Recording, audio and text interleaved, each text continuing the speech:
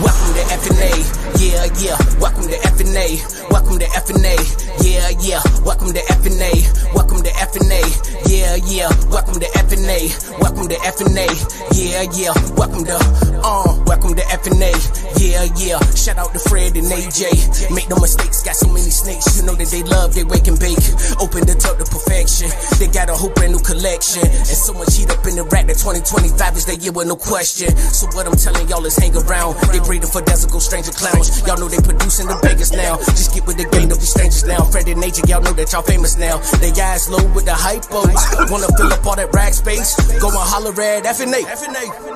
Yeah, yeah. Welcome to F&A. Welcome to F&A. Yeah, yeah. Welcome to F&A. Welcome to F&A. Yeah, yeah. Welcome to F&A. Welcome to F&A. Yeah, yeah. Welcome to F&A.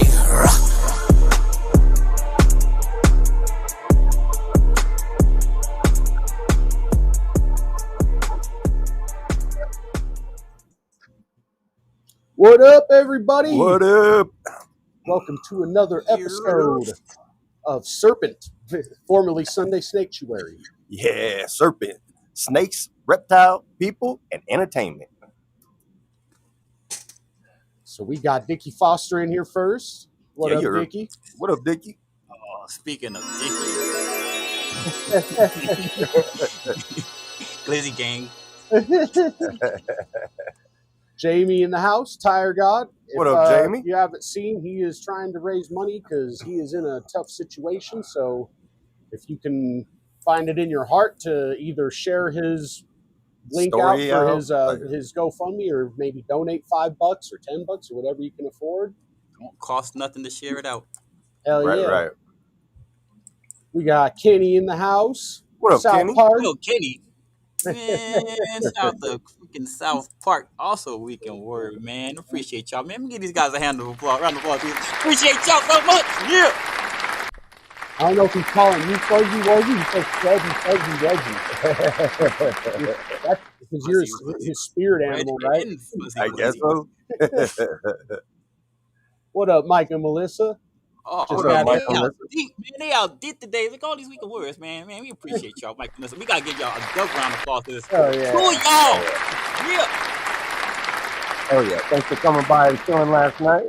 That was dope. Them over, yep. Had dinner with man, them. I know y'all burned it down. Hell yeah. Hell yeah. got a villain het pied in their hands. Oh, let's go. Hell yeah. We got James in there. What up, Silent Assassin? What up, James? James also got a few snakes coming. Hell yeah. Pause. Some of them are even good. What? Most of them are good. Actually, I don't know that he's got anything that's not fucking fire coming to him. James don't get halfway mediocre. That's why he's the silent assassin. Oh yeah. So we got this week we are going to be interviewing a local homie here in Colorado. He's actually a good friend of ours. His name's Armand, and he runs Cerebral Serpents. So if you're not following Cerebral Serpents, just like, brain cerebral, go look him up on Instagram. I'm doing it right now. Hell yeah. Hell yeah. But here is Armand from Cerebral Serpents. I'm going to drop it. What's up, Armand? What up, man? What up? How you doing today? Oh, man. Oh, wait, hold on. Let's get, wait.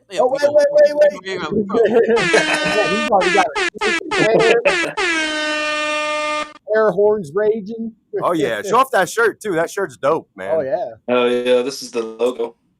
That's dope. Cerebral Serpents. Just like a brain with two snakes. Hell yeah. Sure. I got a snake with a brain. I mean, no, I don't. Never mind. I just put his link in the chat, man. Y'all know what to do, man. Get that man a follow. Not now, right now, please. Hell yeah. What up, Brave? Welcome. Brave in the building. That is one pretty ass pavement you got there, sir. This guy ain't wasting time. He's showing off the heat right away. Right. Yeah, I figured I might as well have this one out. Right. And tell the folks what they're looking at here. So this is a snake from Ozzy, but this is a super orange dream, Barnhart black pastel, pavement, 66% posset clown. Damn. That's Man, I gradual asphalt for you newbies. Yeah. And this is a male. This is not a female. So this is right around 500 grams, like 550 grams. So he's almost ready to breed. Man, Yep. I hope he proves out for clown. Right. Yep. It's really crazy. Like near the tail, he's kind of got like a, I mean, almost like you would see on a het pied. It's got like a ringer. Oh, right. Yeah. But a really cool pattern. All Definitely. the way down.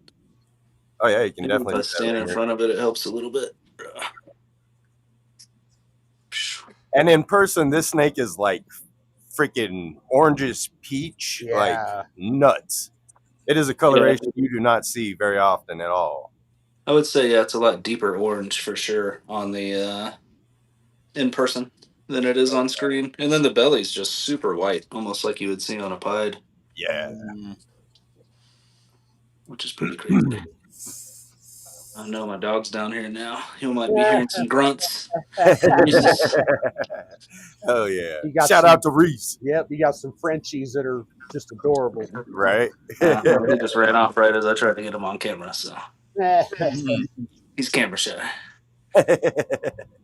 But yeah, this is gonna be my new male. It's funny, my current male for my project is just an inchy asphalt. So yeah, that's quite the upgrade. Definitely replacing him with a heavier hitter. Hell yeah! In these coming clutches. What up, Steven? That's what it's all about. Upgrading always. Always evolving. Hell yeah! I feel like it's easier to create like a base of females and then upgrade your males each year with like a like $2,000 to $10,000, whatever your price range is. I would say. Right. But for me, like a $2,000 to $10,000 male. Yep, and then hold back like ups the project from a inchy asphalt male. You know what I'm saying? So. Exactly. I like the idea of upgrading your male and then holding back females. So that way it's still continuing your project and then you can get in new directions. Yeah, I think that's a dope idea. Make your own features.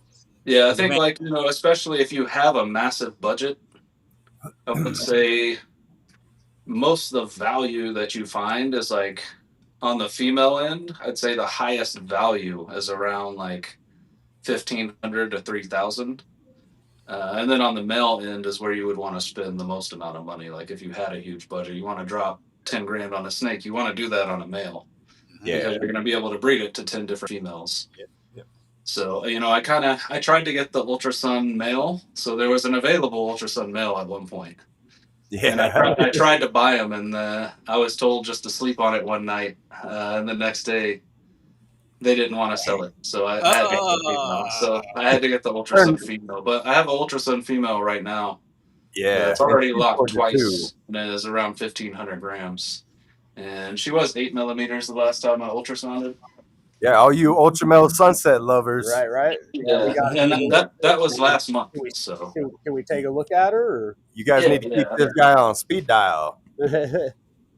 So you've got an Ultramel Sunset visual female, and what was she paired to? So I paired her to, it's a Cinnamon Ultramel Het Sunset. Ooh. So I was thinking about taking the project like directly into Ultramel Sunset Clown.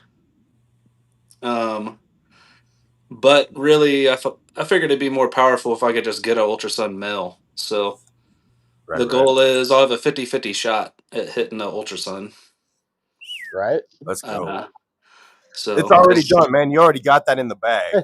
Yeah. I got the female, and if I can get the male, so that one I could make a Cinnamon Ultrasun. You're getting that male. Watch. Yeah.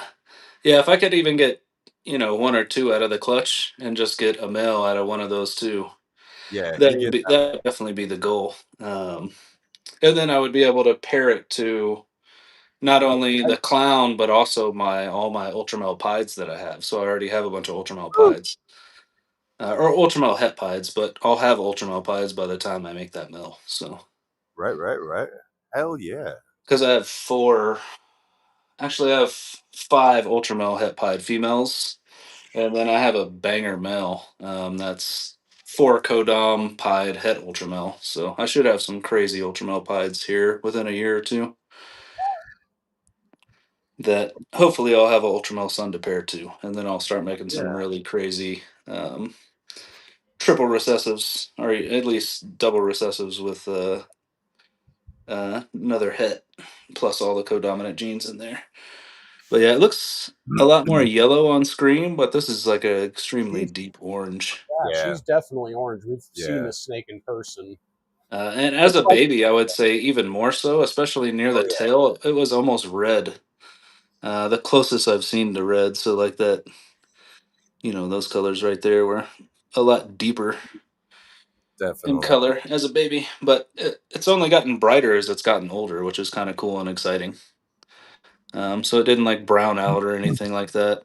Right. And I can weigh her real quick. I think the last time I weighed her, she was 1,580 grams. So. Yeah, to me, this snake looks like a Cheeto, like that kind of orange, pretty much. Like maybe even a little lighter than a Cheeto. Like, definitely orange.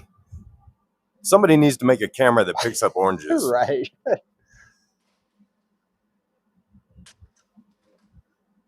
Yeah, so she's still around that same weight.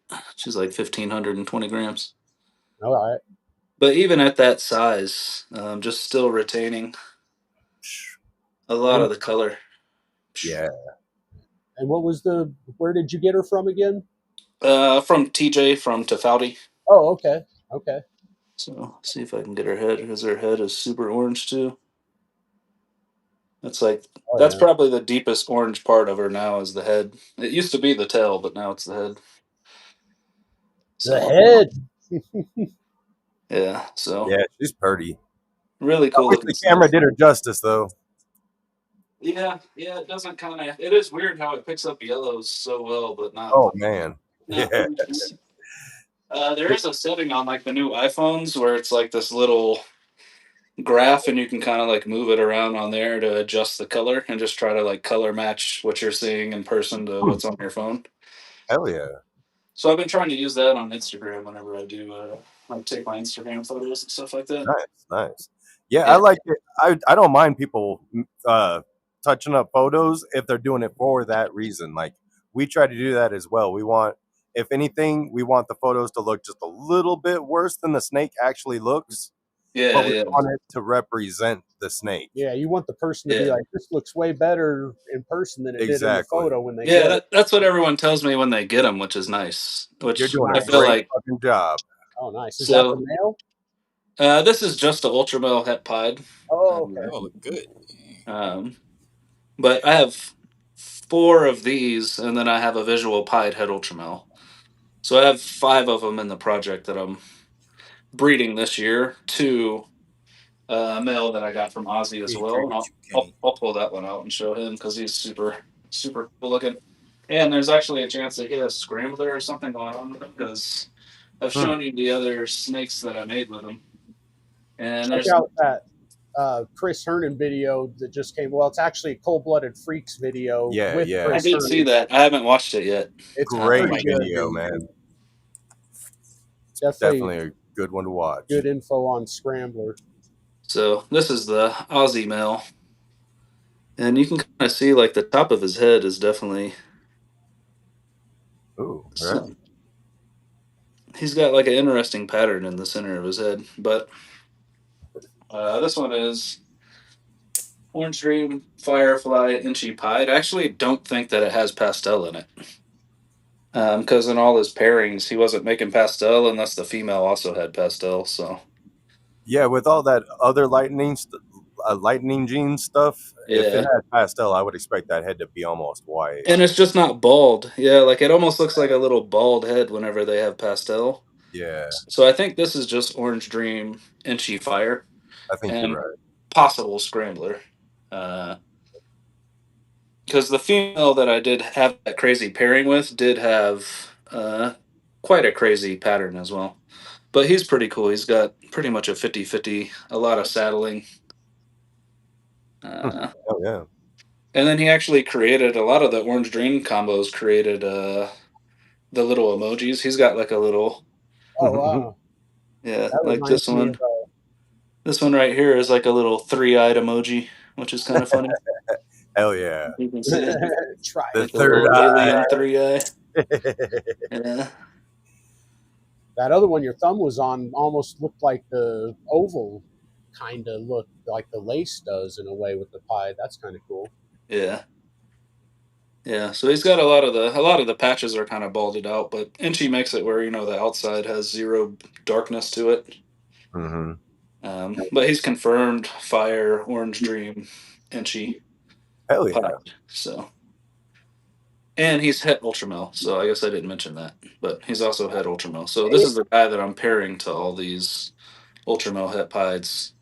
So possibility of hitting 3 codom, possible Hell yeah. strangler, Ultramel Pides, which would be super cool. Hell yeah, man. That definitely would be.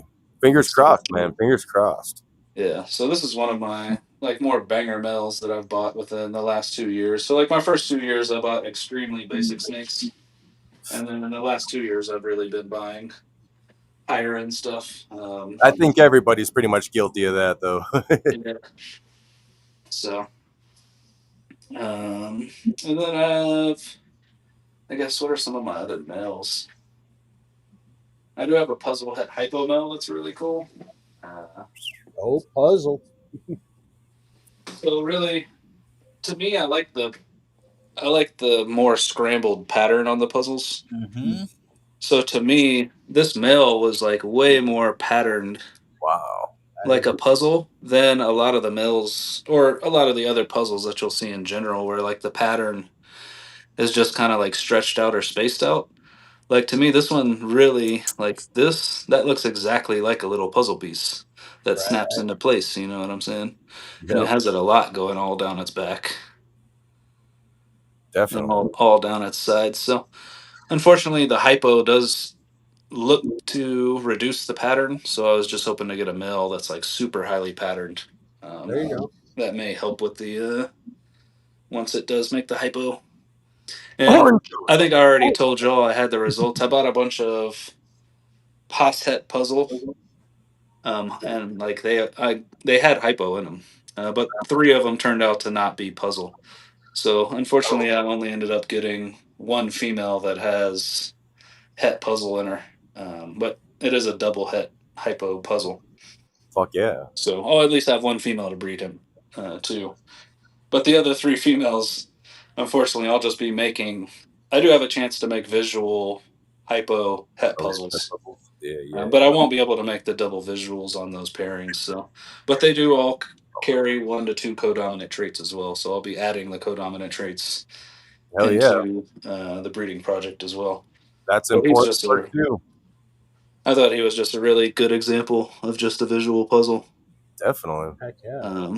With just a lot of high pattern, and the breeder couldn't really tell me why this one was so highly patterned, because the other 2 or 3 that he had available were not. So he was like, there could be another gene, or it could just be an excellent example. It's really hard to tell. So Do you remember who that was that you got that from? I actually do not. I can't remember. I'd have to look that one up. Okay. Yeah, that thing's cool. I don't have it written on the tub. Sometimes I write it on the tub just so I can remember who the actual breeder was, if it wasn't a bigger name. Right. The cinnamon ultramel had sunset. He's obviously just a cinnamon ultramel visually. But cinnamon ultramel always looks really cool, because it's so deep orange. Even these oranges are actually showing up on camera. Right. So this one isn't the visual sunset, but that's the goal, is to breed this to that female. And I've already got them to lock twice. And like I said, a month ago, she was at 8 millimeters. So hopefully she's sitting around 20 on this next ultrasound. Right. But this is also just a really powerful mill, because I can breed him to all those ultramel het sunsets, or ultramel het pieds, excuse me. And I can start working on that, where I make visual ultramel double het sunset pieds, and I can start working on that project as well. Hell yeah, man. Just trying to get it in pied and clown. I think it'll do. I really think ultramel sunset will do a lot.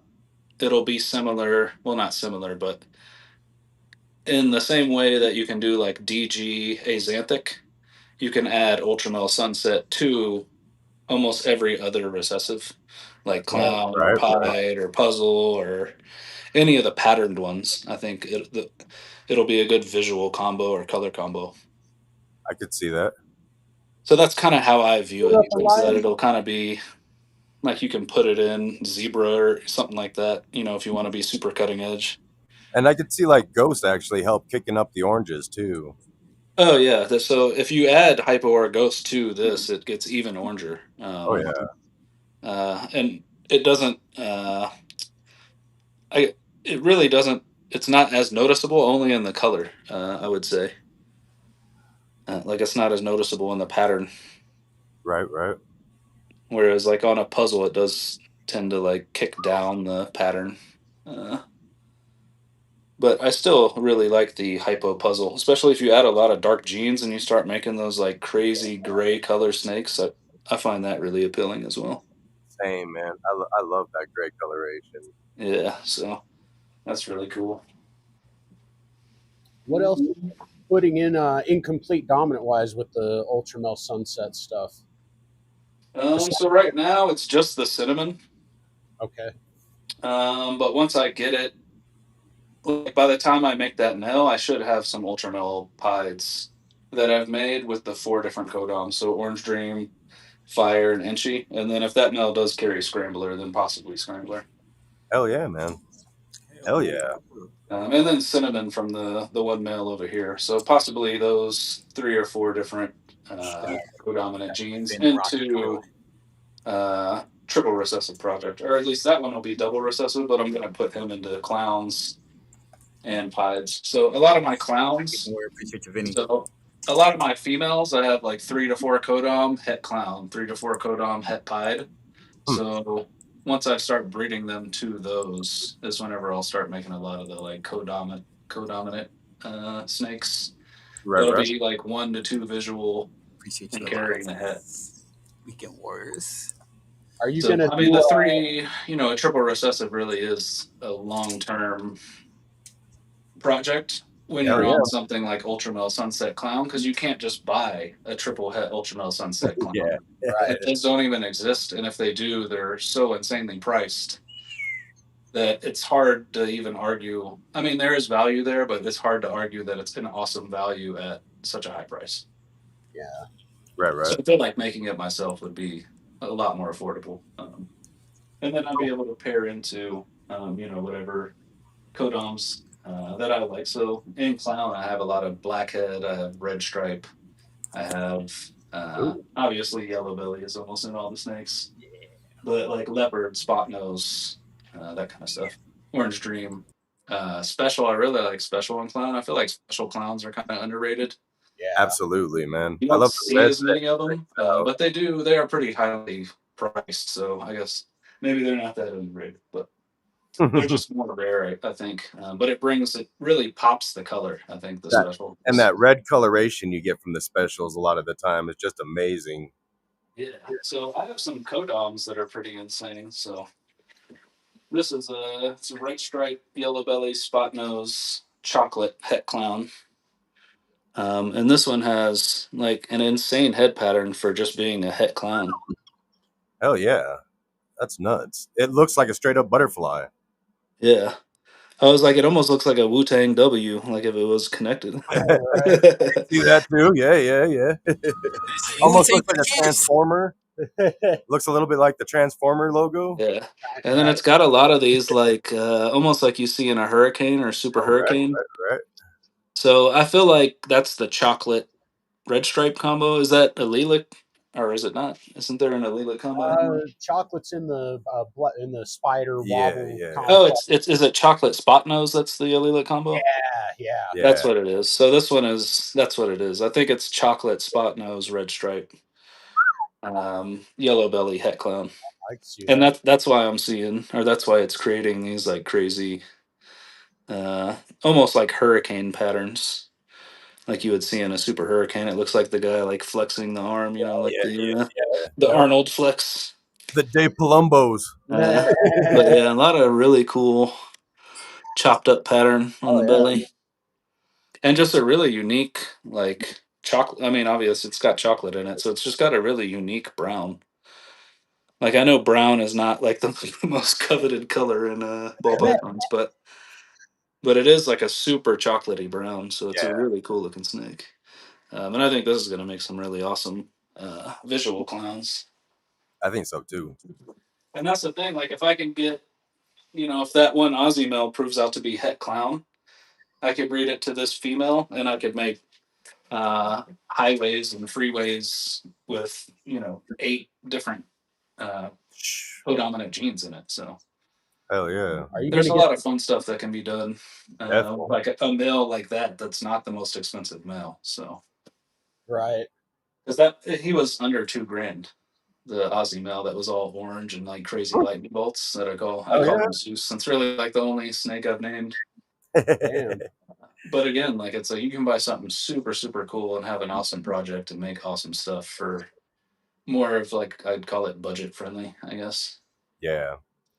I'm real curious about your like getting like the pavement project and your freeway stuff into the Sunset Ultramel stuff, and I'm curious what Sunset's going to do with that. If it's going to change the pattern too, because Sunset does definitely changes pattern. Yeah, I think somebody just made a Sunset freeway or highway or something recently. I saw one on Morph Market. Okay, I gotta go try to find that. And it looked pretty unique and awesome. Like it had a different color combo, but it still kind of looked like a freeway. That looks unique, by the way. So this is the one that I think may have Scrambler in it. So I had this from that male, and I can't. It could be visual pied. It has some giant ringers really high up on the body. That's really high for. I've heard that a lot of the Scrambler pied stuff is super high pattern. Yeah, he was saying he hadn't produced a Scrambler pied that was under 80%. Yeah, so I mean, this could be visual pied. I actually haven't tested it for pied yet, so that may be something that I do in the future. You might want to. But I'm pretty sure this is just an inchy fire. What up, Josh? Or wait, no, excuse me, just an Orange Dream inchy Scrambler. Tammy? And then in the same clutch, I hit an inchy fire Orange Dream Scrambler. So I can show that one too, right next to it. Tammy. It's been a minute. Right? How you been, Tammy?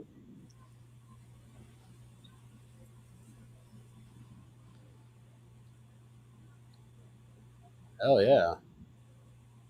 So this is from the same clutch. And I think this one just has fire in it as well. So this is the inchy fire Orange Dream Scrambler. Yeah, it definitely looks Scrambler-ish to me. I mean, got those high flames, too, right. All the lifting on the belly and stuff, and yeah. So I think this is the one that has inchy in it, which kind of yellows it out and kind of makes it a little bit like all the blushing is super orange, but the actual pattern is more yellow inside what was alien heads. Those blushing areas that are just going up and over the top and to the other side, that's crazy, man. Yeah, and then this is the one that it just kept that contrast, that depth and darkness. So I think this one is just Orange Dream Fire Scrambler. And then het pied het ultramel, so it could be visual pied het ultramel. Yeah, but this one tested positive for het ultramel, and this one did not, unfortunately. So, but this one is het pied still, so it's still. And this one's female, so that's really cool. This one is a male, so I may hold this one back as a breeder. I would definitely hold that one back until you at least know if it's a pied or not. Yeah, the pattern is just crazy, and then the color of the orange around the. I kind of think it is. Yeah. And yeah, the bellies are like solid white on both of these snakes, which would lead me to believe it is definitely a possibility. Right. Hopefully, man. That thing's fucking Those wicked. are like two of the more exciting snakes that I made just because it was something I wasn't expecting. Right. And then like it just came out. And like, again, the orange just doesn't show up on camera as well. This is like the craziest depth of orange. Yeah. Especially on like some of these sides right here. You mean it's not school bus yellow? Yeah, I can't stand how the camera just does not like orange. Yeah. And just a crazy stretched out pattern. Mm-hmm. And like kept all of the contrast to the black, which is really cool. So Hell that yeah. was one of the more exciting snakes I made. I also made the same thing as the male that I have. I made a female version. So I made a Orange Dream, Inchy Fire, Pied Head Ultramel. That's Hell it. yeah, man. Keep building and building. That's what it's about. Yeah. And then this one actually, so my female had pastel in it, and I think this one is the full gene everything right here. Right. Orange Dream Inchy Fire. It's got another one of those triple eyeball Nice. smiley faces. Just tell people you're breeding for that. Right? Yeah, I'm into the third Yeah. eye. That's a real alien head right there. Yeah, it is, man. That's dope. But yeah, I made a couple of these, but only 2 of them tested positive for head ultramel. So I have 2 holdback females that are like 4 codom pieds head ultramel. Hell yeah. So I didn't hit any visual ultramel pieds last year. I only had 2 clutches that I had the opportunity of. And then this year I already have like 2 or 3. So I'm trying to get these other 2 to go. Hell And yeah. I feel like my odds will be highly in my favor if I can get Absolutely. 5 pairings with a 25% chance at hitting one. Hell yeah, man. So that was the main project that I had going on early on. So like that's what most of my adult females are. But this year everything is just starting to get up to size. So I'm just starting to get more of my females to lay. So I had a Cypress Inchy Leopard Het Clown that I paired to a Enhancer Het G-Stripe Het Clown. So Enhancer. my whole clown project is kind of like the Enhancer Kiki Clown project with like Hell yeah. a ton of different codominant genes like Cypress and Inchy Leopard. I was going to add these like red stripe, yellow belly, spot nose. I have a special spot nose orange green. So I thought like a cool thing I did was I took all the genes that I really like in each project. And then I created, you know how people create those tiers like S tier, A tier, B tier, C tier? I put Absolutely. the codominant genes that I like from the clown and from pied into different tiers. And then that helps me purchase the females that I want to pair with the right codominant genes. So this one has a super cool head pattern too. Oh yeah. Oh yeah. Yeah. So to me, spot nose is in the S tier for clown. Like that's pretty obvious, right? I mean, everyone likes spot nose and clown. I really like Orange Dream and I really like Special. So that's what this is the Orange Dream Special Spot Nose Het Clown. Nice. So I really like buying 3 and 4 codom het animals or double het, you know, if they carry a possibility of another het. But Right. So what'd you say your predominant Kiki male was again? so I got that one from Billy Rowe from Oh, nice. Mutation Creation, and that one is right here. It's an Enhancer Het G-Stripe Het Clown. So it was Pos Het G-Stripe, but I had him tested, and he tested positive. So, but he's just a visual enhancer for, you know, as far as like what you can see, but carries Het Clown and Het G-Stripe. Wow. That's gonna make dope stuff, man. Yeah, so I think that'll be a really fun project too. I really like the Kiki Clown project. And then to be able to put DG in it too, like yeah, exactly. And I honestly like I feel like Enhancer is even a little bit nicer than DG. yeah, enhancer. Yeah, it has like a little bit more contrast. Like if you look at it, I just feel like I have a.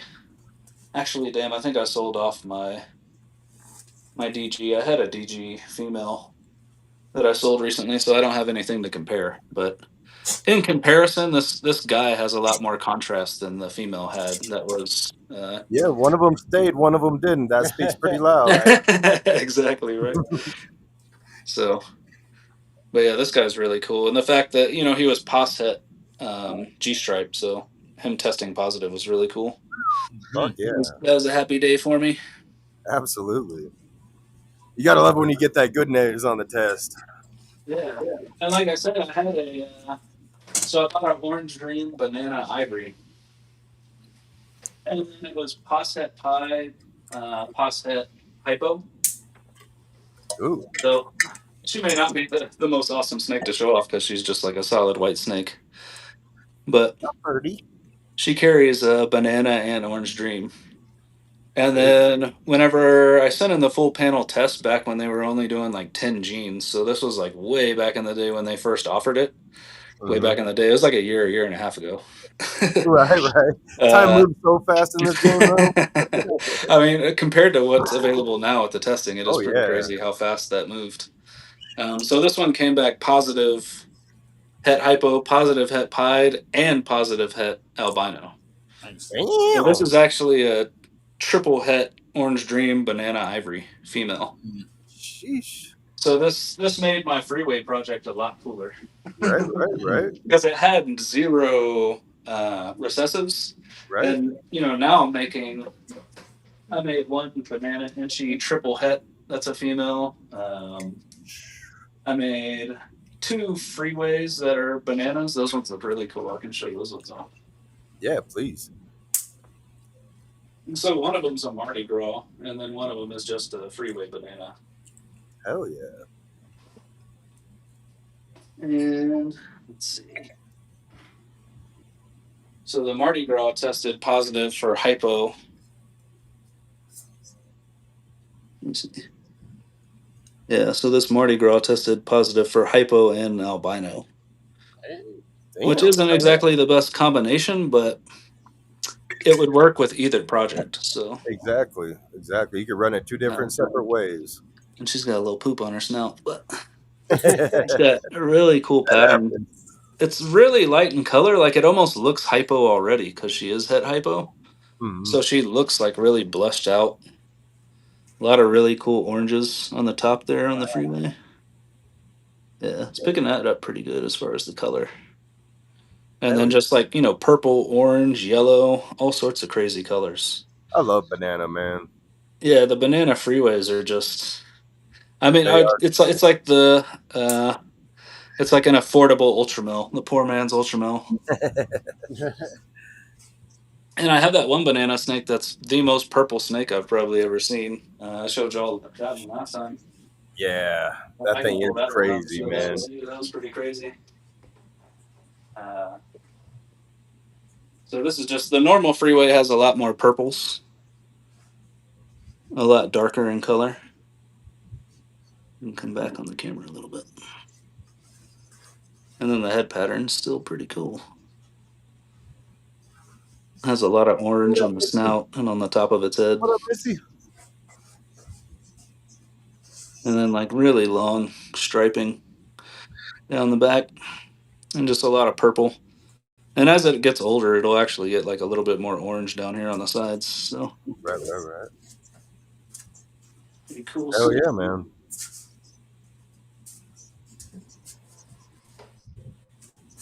And that one that banana freeway I haven't gotten tested yet. That one kept shedding into its water bowl. So I finally got the shed from that snake. And I'll be sitting that in like another week or 2. I'm waiting on one other snake.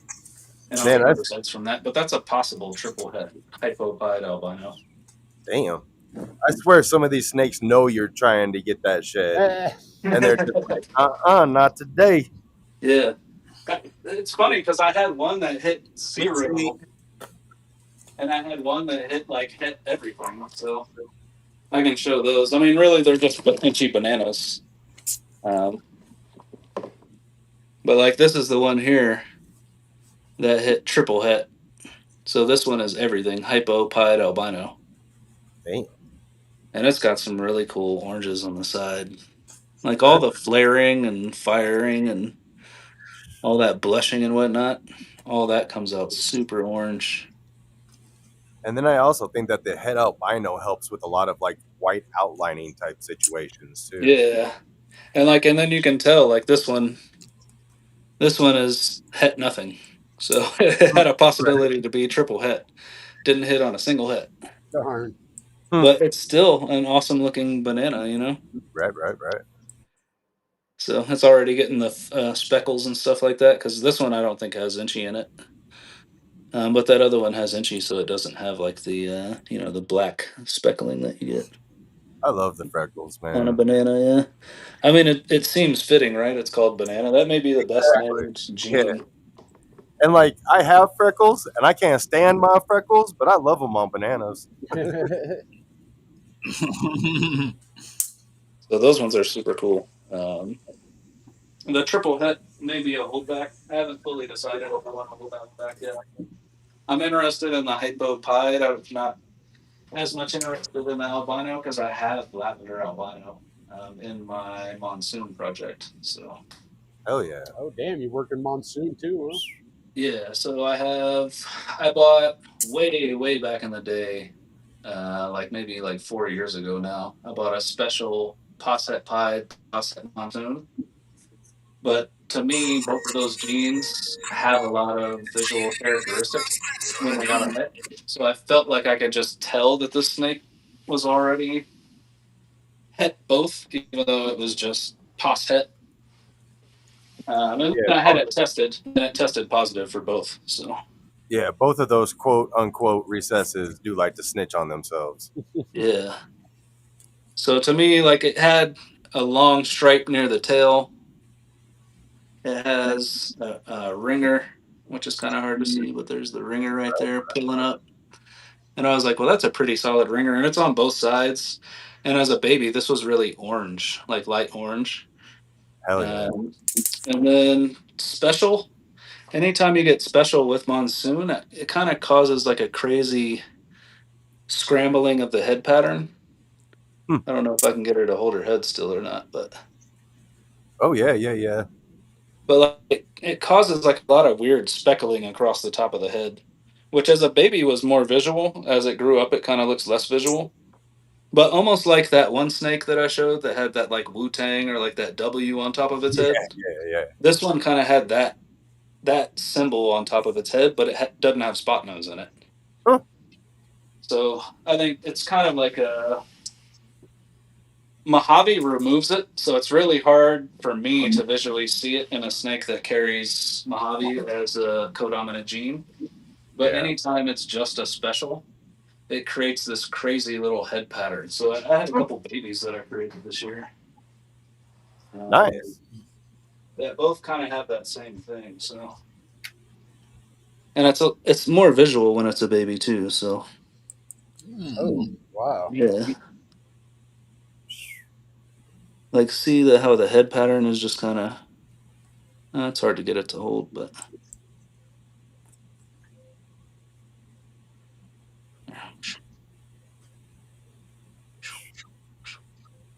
maybe if I just let me just try to do the phone on it.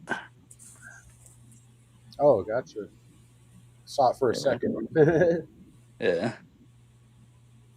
It's so hard to get some like try to narrow out parts of a snake to show. You're like the camera's It's frustrating. backwards and all kinds of stuff, man. And it's like they There know. it goes. Fuck. Oh, yeah. There it goes. Oh, right. See, it's kind of like a weird. This one almost looks like it has an X on its head or like a Yeah, little butterfly or something like that. But the typical special kind of almost just looks like the little, like the top of a house or something like that. Right. An So upside down P or yeah, anytime you get a combo that kind of looks like that, or like a head pattern that looks like that from a special monsoon crossing, it's a really good sign. And, I mean, usually you see it in the pattern too, like the pattern, especially along the belly, like right here, will be a lot more scrambled. Gotcha. okay. I kind of noticed that on the het monsoons. And then I think Kabilka already pointed it out. They have like narrower eye stripes. Yeah, I've heard that. So their like eye stripes aren't nearly as thick as a normal ball python. Those thunderstorms. Thunderstorm, yeah. Right. Thunderstorm. And then I also hit a male. So this is just a normal het monsoon. And he kind of has the same thing.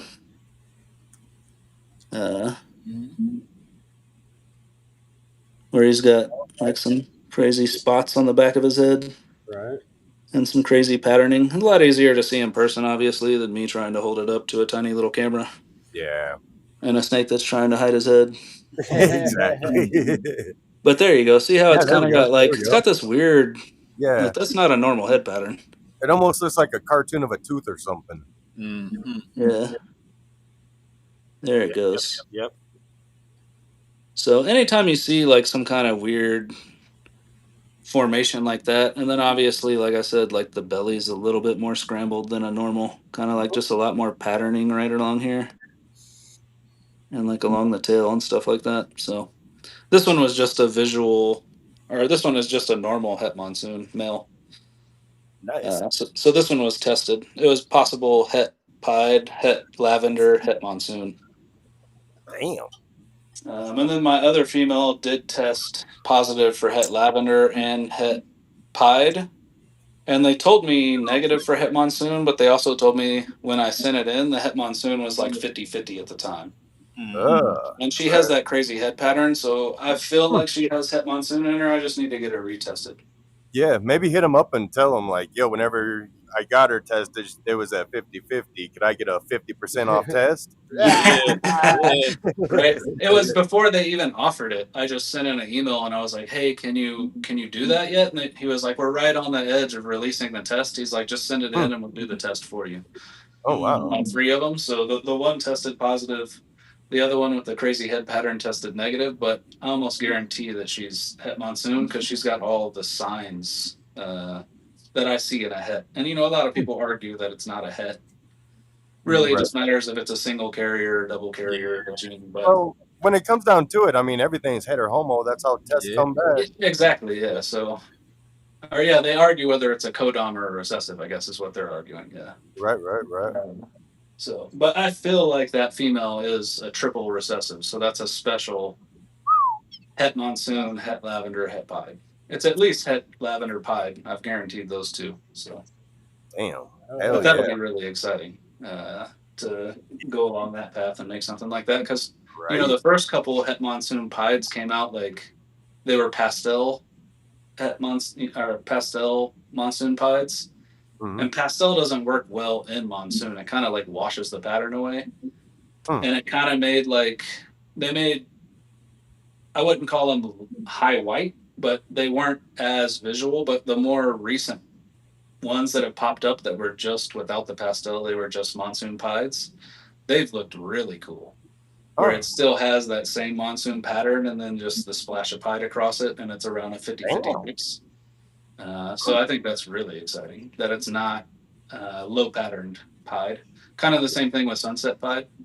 Like, I think that's like one of the most important things. Like people love puzzle and I love puzzle, but like puzzle doesn't go into pied well. Puzzle doesn't go into clown well. Right. And everyone has clowns and pied females that are adults. So like to me, I feel like that's why genes like sunset are gaining more popularity. Is like originally I didn't even like it, but you start seeing like, oh shit, it goes into pied really well. It goes into clown really well. Like those look awesome. And then you start seeing how, how well it goes into the most, prolific genes that already exist is extremely important. So I think you'll see stuff like sunset gain more popularity over time, I think. Even more so than something like puzzle. As cool as puzzle is, it's just finding what to mix with it. Obviously like DGA Xanthic will mix with it well. Any color pattern will mix with it well, like Ultramel. Right. That kind of You're stuff. right, though. It doesn't seem to like pattern changers. Yeah, exactly. And it's like, to me, pastel and puzzle is actually good. Like it scrambles it up. Kind of like zebra too. Like pastel and zebra looks nice. Yeah.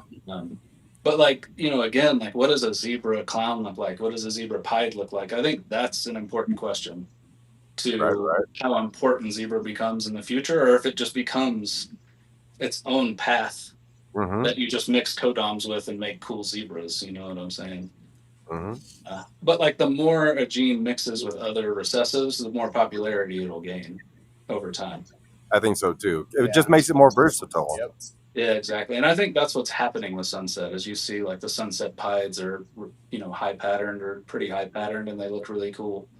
I feel like a lot of the path of Pied is just going to either black, yellow, or orange, and like it's hard to get a lot more in there.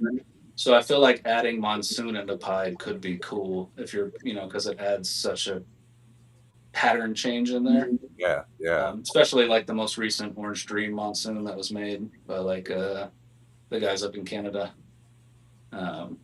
That looked really cool. I actually have a Orange Dream Mojave Pastel Het Monsoon. Or if you could get that speckled look from the Monsoon Pied, and then like just something simple like banana, all of a sudden you got a yellow and purple spotted Pied. Yeah, exactly. So it's really hard. Like I said, it's really hard to see the Monsoon in a Mojave. So that's what this is. This is Orange Dream Mojave Pastel Het Monsoon. But this was the first Het Monsoon with Orange Dream listed on Morph Market. So I bought this like 2 or 3 years ago. And now she's finally up to size. So she's up to around like 1,300 grams. So I'm just starting to pair her now. Nice, nice. And obviously, like I said earlier, the pastel kind of ruins it for me in Monsoon, just because it washes out the color as it ages. Like the whole back just washes out. You don't really see the pattern. So I'm hoping to make just some Orange Dream, possible Mojave Monsoons. Work it out. I think that'll be exciting. And then the male that I have for that Monsoon project is actually super cool. So I just got this one recently. It's a triple het Monsoon Sunset Pied. So this male is super, and it's crazy. Like the color, he almost looks like NR Mandarin or whatever they call it. Right, like, right. I mean, he's like a really crazy, like orangish color for a normal, quote unquote normal. Kind of reminds me of Trojan too. Yes. Yeah, and he has that crazy head pattern too. Oh, nice. Where it looks like an X or a butterfly. Right. So, and this one is Het Pied, Het Sunset, Het Monsoon. So, if I make the Ultramel Sunsets, I'll eventually probably breed them with something like this, where I try to get the Ultramel Sunset Pied, and then throw Monsoon in there too. Hell So I yeah. could be working on, quad recessives. And I think that's something that could actually work, a Ultramel Sunset Pied Monsoon. Like that could actually, you can almost visualize it just thinking about it. Huh. Because they already made the Ultramel, they already made the Monsoon Pieds. And those ones with no codominant genes are pretty decent mix of like 50-50 pattern. And then if you can add Sunset, which adds pattern and color, and then add Ultramel, then you're making like a solid orange Pied that's got crazy Monsoon patterns on it, That would be ridiculous. It's almost like DGA Xanthic. Like I feel like you can just imagine DGA Xanthic on anything, any pattern. You can imagine it on Puzzle. You can imagine it on Clown. You can imagine it on Zebra. Even before you make it, you can imagine it on Monsoon. To me, that's easy. You take a coloring book that's been colored and you just take the color back. Yeah. I think Brock's working on the Monsoon, and I think that'll look super awesome. I think if you make the triple recessive, DGA Xanthic Monsoon, that's going to be a hitter. Yeah, that's going to be crazy. I actually don't have any Axanthic stuff in my collection. But I do respect it. I respect Axanthic. I'm amazed, like, even though we don't have Xanthic either, and we've kind of dogged on it here and there, but sometimes you see those, and usually there's amazing examples, absolutely, with DG and stuff like that, where it really pops the contrast and keeps the contrast. Like, I think, if you make like a really highly patterned clown, like something with like, confusion and that kind of stuff in it, I think that would look super awesome too. So if you can get some stuff like that into the DGA Xanthic clown, which it's already a triple recessive, so it becomes difficult to start adding the codoms in if you don't already have females that are triple recessive in your collection. It becomes extremely long project because it's already 8 to 10 years to get to a triple recessive. And then from there, if you didn't plan ahead and get some codominants in there and some of your females that you held back, then you almost shot yourself in the foot, I feel. Right. Yeah. Because then it becomes so difficult to add those codoms into that project, because then you have to breed to make the triple hets, to hold back, to breed another 2 to 3 years, to get them up to size, to breed back to the male. And I feel like if you do go that route, what you need to do is just find a snake that has all the genes you want in that project, breed it once, and try to get them all in there. So that way you ain't got to go back and try to put other stuff in another time. Yeah, and that's why a lot of my females, I try to buy 2 to 3 codom, single recessive or double recessive hets. Because now with testing, if you get a double visual male, you can easily hit, a single visual double het or a double visual het female or male, and then that just launches you forward in a project if you can hit a double visual single het, and then plus have a couple codoms in there, and now you just have this super powerful snake that you couldn't even have bought on the market. And you made it yourself, so it's basically free, or working labor, whatever that costs. Right. It's all having fun in the meantime. That's what it is. Yeah, for sure. Yeah, and I feel like if you have a project you're not excited about, you should just get out of that project. Yeah. True. If you don't, that's how I feel. If you don't like opening your drawers, what the fuck you doing? Yeah. Exactly. Yours are maybe dead. That's nice. Yeah, because to me, they're as much pets as they are, animals that I'm breeding and creating more pets or breeders for other people. So a lot of them I would just keep for that purpose alone. It's just how awesome they look and how easy they are to take care of, honestly. So absolutely, man. They're interesting ass animals. Yeah, like my girl wants just a solid black ball python.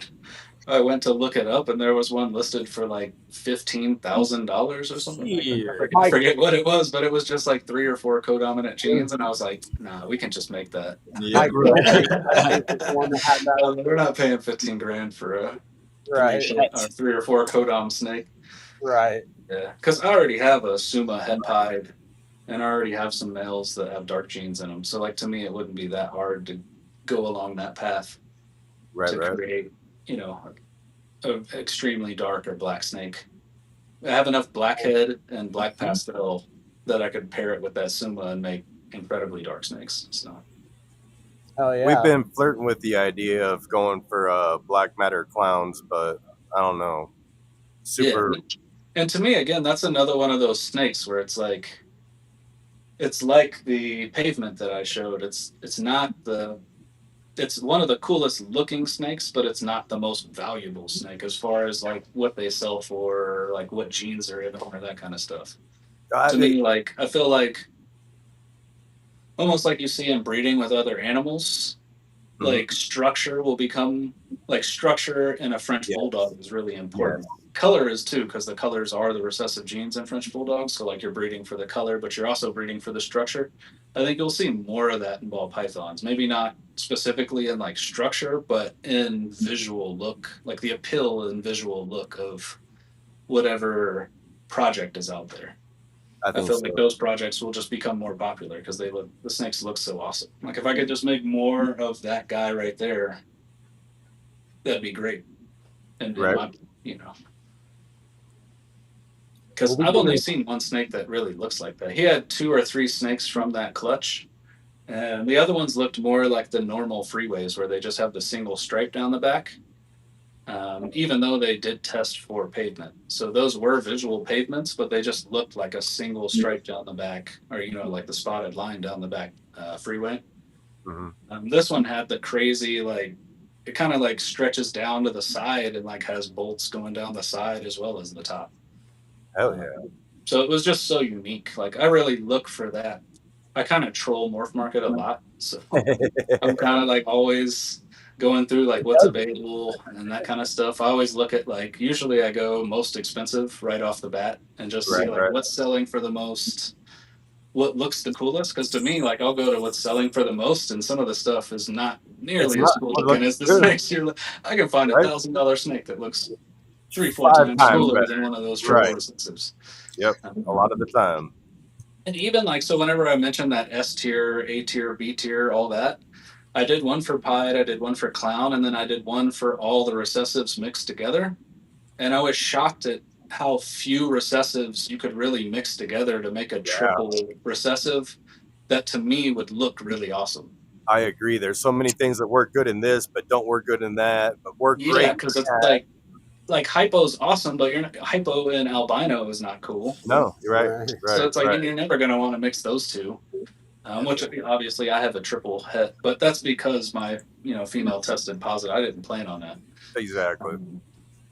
And it works for either project, but to me, like, that's not a project you want to invest in, is to go hypo albino. That just wouldn't make a lot of sense.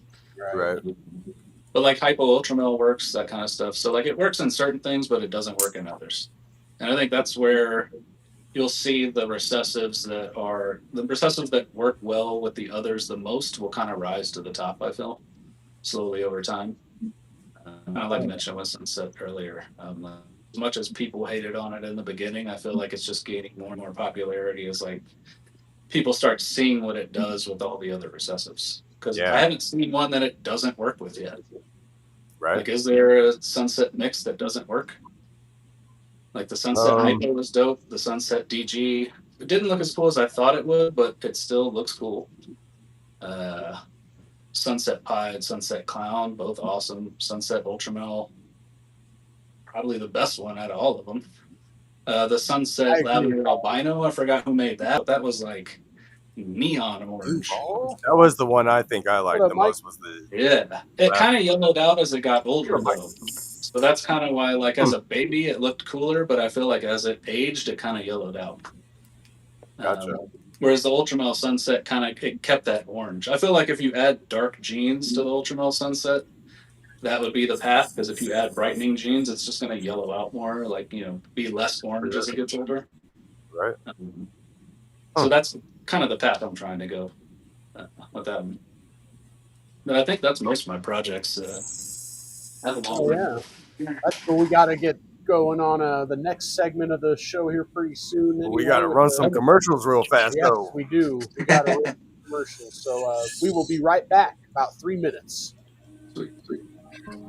Banana Bread Royals demonstrates that taking risks leads to incredible rewards. Their work with hypo is outstanding, and the way they combine it with their Wookiee line is truly unparalleled. The interaction with other genes like Blackhead and Stranger produces breathtaking, one-of-a-kind animals. Be sure to follow them on Morph Market and Instagram. Lindworm Exotics specializes in a multitude of reptiles such as ball pythons, dual boas, coastal rosy boas, and false water cobras, to name a few. They are dedicated to providing the public with well-adjusted animals with superior quality. Follow them on Instagram and Morph Market. Black Box Reptile Cages should be your go-to for high-quality reptile enclosures and rack systems. They offer versatile hatchling and adult racks that work with both Vision and Freedom Breeder tubs, as well as a wide range of terrestrial, arboreal, and bioactive cages. Located in Beaufort, Georgia, Black Box Reptile Cages offers local pickup as well as ship and freight. Check them out at blackboxcages.com and use code WhiskeyBomb25 for 5% off. Selected Reptiles works with a wide range of genetic combos, including Hypo VPI Xanthic, DG VPI Xanthic, and Zebra, but where they stand out is their work with Monsoon, Monarch, Sunset, and other high-end morphs. In addition to reptiles, they produce premium feeder rodents, delivering to Florida, Georgia, and North and South Carolina. Make sure to use promo code WhiskeyBomb5 for 5% off any snake. Check them out on Wolf Market or reach out directly. From fur to feathers, Fuzzy Acres has your feeder needs covered. Whether you're looking for frozen rats, bulk rabbits, or harder to find feeders like quail and guinea pigs, they've got the stock serious keepers rely on. Visit fuzzyacres.com for clean, healthy feeders that are frozen and shipped with care. Remember to use code WhiskeyBomb10 to save 10% on any order, and as always, enjoy free shipping on all orders over $300. Grant and Mary of Rec Room Snakes have been breeding ball pythons and Woma pythons for over a decade. They're staples within the ball python realm, and most notably known for their work with the paint mutation and putting it to multiple codoms and recessives to truly unlock its potential. Please give them a follow on Morph Market to check out their incredible animals, and on Instagram to keep up with their projects.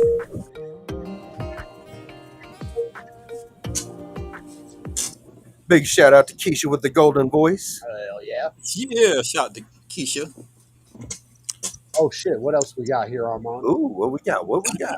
So this was that purple snake I was telling you about. Oh. So this one is banana, black pastel, leopard, het pied, and pastel albino. And I remember seeing this in person, and it is crazy purple. Yeah, it is so weird. Like, It is the purplest snake I've ever seen in person, at least. Honestly, I thought that making a super black pastel ultramel would make more of a purple snake. But someone actually made one of those, and it's more of like a grayish color. Oh, wow. Yeah, it's got that Timu purple in it. Whereas this one is like, it's pretty close to purple. Yeah. Like, it's not like crayon purple, and it's not showing like it does in person either. Yeah, that thing's it's deeper purple in person, obviously. For sure. And like when it was a baby, all these the alien heads that are all stretched out, these were bright orange, like solid orange, almost neon orange. They've yellowed out as it's gotten older, but I wish then that snake would show off like it actually looks. Right. It's still super cool patterning though. Like the alien heads and stuff on it is just all whacked out and crazy. It's that squiggly leopard. Squiggly leopard. Shout out to Wiz. Yeah. And like this is another snake where it's just, if you're just buying a pet or something like that, like this is an awesome snake, just banana black pastel leopard. Hell yeah. And it's still got some of those banana spots on it. Nice. Yup. Yeah. And not as many spots as you would think for as much purple as that is. Usually purple is just... Those purples and spots go together, and I would expect a lot more spots. Yeah. Especially as big as that snake is. Right. Pause. Yeah. And she's breeding size, so like this is her, final color. This is what she looks like as an adult. That's ridiculous. Are you planning on putting that to the pavement boy, or? Not yet. I was breeding her to the pied het ultramel. Okay. I wanted to get a bunch of crazy dark genes into ultramel because I feel like you could make, a black. It could be white and purple, just like a solid white and purple pied. I think that would look really cool. That needs to go into Stranger Clown. Stranger banana clowns are magical fucking creatures, man. Yeah. Like if you made a panda pied that was ultramel, I feel like it would just be purple and white. Ooh. It would be kind of close to this, right? Right. It would be kind of close to this purple color. And I think that would look really cool. So it'd also be really cool if we could find where like the blues and the reds live inside a banana. Man. And if we could exploit those, try to find that cooperation or keep them. Like I've seen blues and reds like at the very beginning, and they fade out real quick. Like right. But we are in the business of selling babies. Right. That's how I feel like the Ultramel Sunset baby, like towards its tail, was like almost red. And I feel like if you just added more dark genes into that project, you may be able to pull out some like super deep oranges, almost reds. Right. Oh yeah, there goes Kiki Clown right there. I'll this out because we're in the same project. This is a Kiki Clown head DG boy. Oh, nice. Hell yeah. The DG version of that would be sick. Yeah, and even the banana version of that looks awesome. Right. Like if you just make a banana Kiki Clown, they look super cool. Hopefully, banana is such a good cheat. Yeah. Put this boy up. Get off me. He's trying to lock your arm. He is right in Chicago or somewhere. wrong fucking arm, fool. Get in there with the girl. I'm trying to see what city that is back there. I know it's a fake background, but yeah, it's probably a fake city too. And like this is just, quote unquote, just another ivory.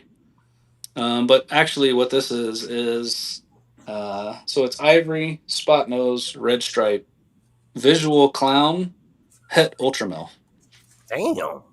So essentially all I need to do is add another Het Ultramel and Black Pastel, and I'll have a Pompeii Ultramel clown. God damn. From this female, and she's under $2,000. So like that's what I'm saying, where you can find a lot of value in snakes that are under $2,000. Right. Just because it might be an ivory or something, but as long as I don't put yellow belly in any of my males, it's only in my females. And as long as you do something like that, maybe you could do the opposite if you want. Right. Then you'll prevent yourself from making ivories. And you'll be able to, use the value of a snake like that. Because, that snake has a lot of breeding value, even though it's just a visually white clown. It's still, it's still double yellow belly, spot nose, red striped clown, Het Ultramel. Fuck yeah. So I think when you tell people that, like, it sounds way cooler than that snake looks. It's just a solid white snake, right? So exactly. Listen to that, what the snake that was is. an awesome deal where I could easily add even the cinnamon Ultramel Het Sunset that I have, and immediately start working on. I could make all the codominant genes of a Pompeii and still make a Het Clown, Het Sunset, Het Ultramel. So a triple Het with all the Pompeii codoms. Like that also is super valuable. So I think there's a lot of ways to approach a project. Absolutely. And I feel like my favorite way is something along those lines, where you look for the more valuable females and then you buy the really heavy hitter males. Definitely. I like the idea of doing that too, like having females that work good with multiple projects that you can actually keep for a while, and then just buying the next banger male every year, or multiple. I mean, yeah. I mean, if you have $1 million budget, maybe you can buy 10,000 females. But then where's the problem? Make a ton of sense. I'll make those girls though. You don't have a massive budget like that, so exactly. But yeah. Shout out to JNS. He was the first one commenting there on this video. He said the Smoky Mountains. If I have anything else cool. Oh, I have a really cool female from Aussie. She's pretty jumpy though, so hopefully I don't get bit. And speaking of smoky, I have to load some of these wonderful, beautiful concentrates I got from somebody. Stephen Prince. Right. Stephen Prince from right here in Colorado said the Rockies, of course. So this is a adult female right here. So she's around 1,700 grams, and she still looks this bright orange and black. But this is a super orange dream yellow belly leopard pied. Oh yeah. So I was breeding. I'm in the DG pied project too. It's kind of small. I only have like 3 females and 1 male in the project, so it's not my biggest project. And I'm almost questioning whether I should just get rid of the male and then pivot these females into another project. But for right now, I'm still breeding her to I have an Inchy DG het pied male. So trying to make some, visual pied het DGs that are, carrying a ton of codominant genes. There you go. He says Appalachian Mountains. Keith says Appalachians. Yeah.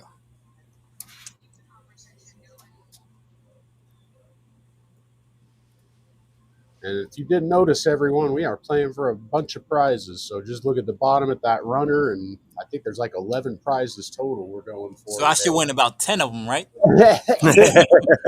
Anything less than that is rigged. Hey, it's actually, that's a good thing. You only win 1 prize. So what? Damn it! How you gonna rig it? Got to share the love. So we'll have a lot of winners today. Right. So one thing I love is Blackhead. Blackhead's one of my favorite codoms as well. Blackhead's life. Oh, what do we got? Yeah. Here? So Blackhead is actually more dominant than Pastel. So this is a Blackhead Pastel yellow belly het pied. Hell yeah. It lit up those alien heads nice though. Yeah. But you can see the head, like it's hard to even tell that it's a pastel because the head is just all blacked out. Right. And it's got that like iridescence, that, crazy rainbow on all the black. But it's a really cool looking snake. And I think Blackhead works really good in pied, works really good in clown. Absolutely. Yep. I haven't really seen a lot of it in like puzzle and any of those types of projects. So I'd like to see. I want to say I saw it in those kind of things. I saw it in a puzzle just recently, and I want to say it did the things I like. But that's one of the genes that I feel like for a while was underrated. I feel like more so now it kind of has the respect that it deserved. Super blackhead pieds look really awesome. I think that's a cool way to go towards panda pied is super blackhead. Hell yeah. Suma is the other way that I think works really well. That's kind of the pattern or path that I'm taking. And then like even the combination of like black pastel, blackhead, and what the hell else was it? Oh, I think it was GHI. Those three made a fucking really nice black and white pied. Yeah. So like here's another blackhead pastel het clown. So it's the same actually the same genes as that last snake. This one's just het clown instead of het pied. So two different examples, and like I said, just how dark the heads are is crazy to me. Sorry, Kenny, Appalachian.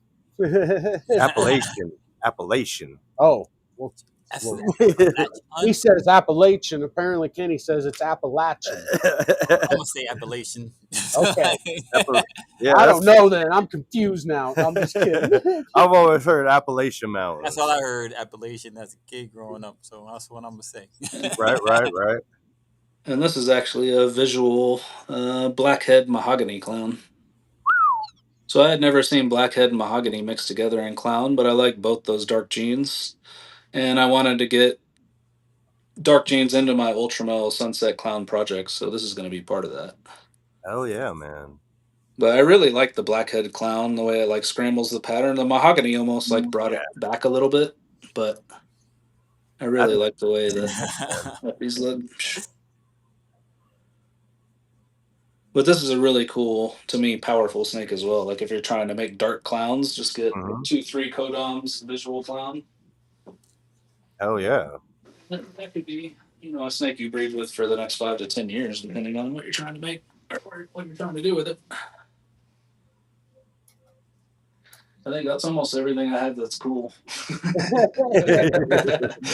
So that's everything then? I mean, like I have a mahogany. So this one just made a clutch. This one was mahogany pos het pied, and this one tested positive for het pied. So, to me, I just like really dark snakes. So, yes, right. She's a really good example of mahogany or Suma. Excuse me. There's like none of that like speckling or oranging or anything like that. She's got a little bit of a stripe on her tail there, but other than that, she's just super dark all the way across. And then even the belly looks kind of crazy. Like, oh wow, it gets all weird and gray. So like the belly's all grayed out. It looks whiter on camera, but it's actually really gray, like dark in color. There you go. You kind of see it more right there. Yeah, it looks kind of speckly and stuff too. That's really cool. So it's like the whole body is almost like that, even the belly. Yeah. Wow. That'd be crazy in hypo. Mm-hmm. Yeah, that's what I'm saying. Like if you start making, like those crazy gray colors, to me those look so awesome. So good, yeah. Even like a pied, just that's like gray, gray spots, like a Suma pied that's hypo as well. 420 Absolutely. Somewhere, not here. Oh shit, 420 somewhere. 420 in the central time zone. Yeah, Chi-Town. Well, I'm gonna burn it down for Chi-Town. Mm-hmm. And you're free to hang out, Armand, or you can leave whenever you want, like whatever you want to do, man. Oh, and if you want to shout out what you do too, then please feel free. Oh yeah, this is my little baby here. Oh. One of the cool pieds that I made. This one didn't come back positive for Het Ultramel, but this is pastel, fire, orange dream, inchy. I think that's it. It's like a 4 Kodam pastel, inchy, orange dream, fire. Yeah. Shout out to Inchy. Pretty cool looking. And I just like how highly patterned it is. Right. Oh, Steven coming through cheating. And you can't beat a bat with a bat. Yeah. But yeah, actually, I guess definitely check out my Morph Market or my Instagram, Cerebral Serpents. I got the cool logo. You'll kind of notice it as soon as you go there. I need one of Somebody them. needs some And then shirts. also I run an eBay Yeah. store. I got So my eBay store is called Sliced Up. So Sliced. SLICEDUP. And I basically just sell Spyderco knives. And I'm starting to sell like a couple Casio watches that I just like mod and put different color screens in and stuff like that. But Oh wow. mostly it's all Spyderco knives. So every year Spyderco does this big sell where they sell off all their, they call them seconds. So any knife with like a cosmetic flaw or a scratch or, maybe it didn't get ground right or, just a slight imperfection, but nothing that causes a safety issue. Right. And they sell them for a discounted rate. So basically, every year I just go up there and buy a bunch of them, and then I offer them for resale on eBay. So, and by a bunch, he means he gets people and pays people to go and wait in line with him, and like yeah, it's a whole ordeal. I usually have like 6 to 10 people with me in line, and I'm paying them. And we just got bags of knives, and I always stab or fucking cut myself every year by accident. It's Oh man, it's it's a numbers the game at that happiest point. and You're most gonna cut tragic day yourself. every year. I like knives. I like knives. Oh man. But yeah, I have a lot of knives available, and like a lot of different types of steel. So like specifically, if you need a specific type of steel that's like more stainless or has like a harder edge or that kind of stuff, yeah, I have that kind of stuff available. Or if you just need information on it, you could always message me. I know it's Sliced Up, right? Yeah, Sliced Up on eBay. Cool. Oh yeah. So we got Stephen Prince taking the early lead with the win on that last race. Then Josh having a ball with 3 and Wanaton in there with 2. Ooh. Another name I haven't heard in a minute. Yeah, Easy Death. Right? We talk though. He texts me all the time. Nice. He's around. He's doing good shit though. He's a cop out there in Florida, and he's on the task force that directly goes after pedophiles.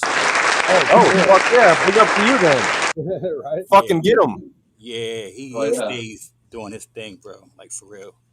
Fuck yeah! Keep at it. That's what the police should be doing, shit. Moving on up, I was 7th place, now 5th place. Let's go, 3rd place next one. Yeah. There you go. There you go. Shout out to homie Tyson, Black Lagoon. Yeah. Spooky season coming up. Damn, how many entries are in the race? Like 130 or something right now. Oh damn. Okay. You can get multiple ones. Like if you're part of our Patreon, depending on what tier you're in, you get extra racers. You get extra racers if you're a member of Key's channel. And then every time I like send people to a video to comment, they get an extra racer for doing that. Yeah, so we send people to different channels or different shows and stuff, so that way they get more play on their stuff. So viewership. Mm-hmm. Right. Help. Yeah, there we go. That's what I was looking for. I'm like, it's a fucking word. Fucking word. Tyre got Jamie taking the first place there. Good job. Nice. Hell yeah, Jamie. Oh shit. Prince says, hold on. He's up to 8. Not so fast. And JBC on the board with 2. Do 2 more of these races, and then we'll go race something else and have you comment on another video. See any new characters? Seems like they slip new characters in this race a lot.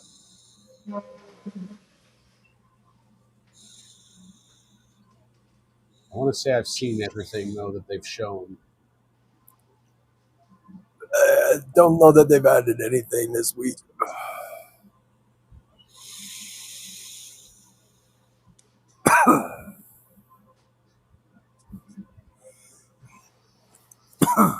Yeah. Rhino Toaster.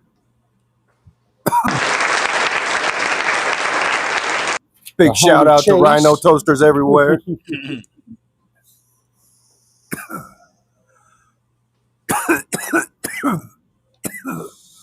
So is there anything you are interested in getting that you don't have yet, Armand? I have a list of genes I want to add to each project. So currently, most of it is just codominant genes that I want to add to my recessive projects.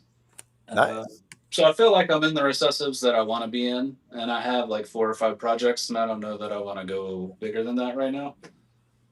So I'm definitely sticking with the recessives that I have, but I do want to add like Hurricane. I think that works really well in both Pied and Clown and all the different genes. So definitely want to get Hurricane in there somewhere. Yeah, Hurricane does go good with a lot of stuff. Yeah, I think originally I had Acid, but I feel like I'm starting to lean more towards Confusion. I just been seeing some of the stuff Ozzy's been making with like the Super Orange Dream Confusions are just solid orange with crazy patterns. So I think that's kind of intriguing since I already have the Barnhart Black Pastel and Orange Dream in a lot of my stuff. So if I could add like Hurricane and Confusion into some of my projects, I think that would be the step I would want to take as far as like stuff I don't currently have. Yeah.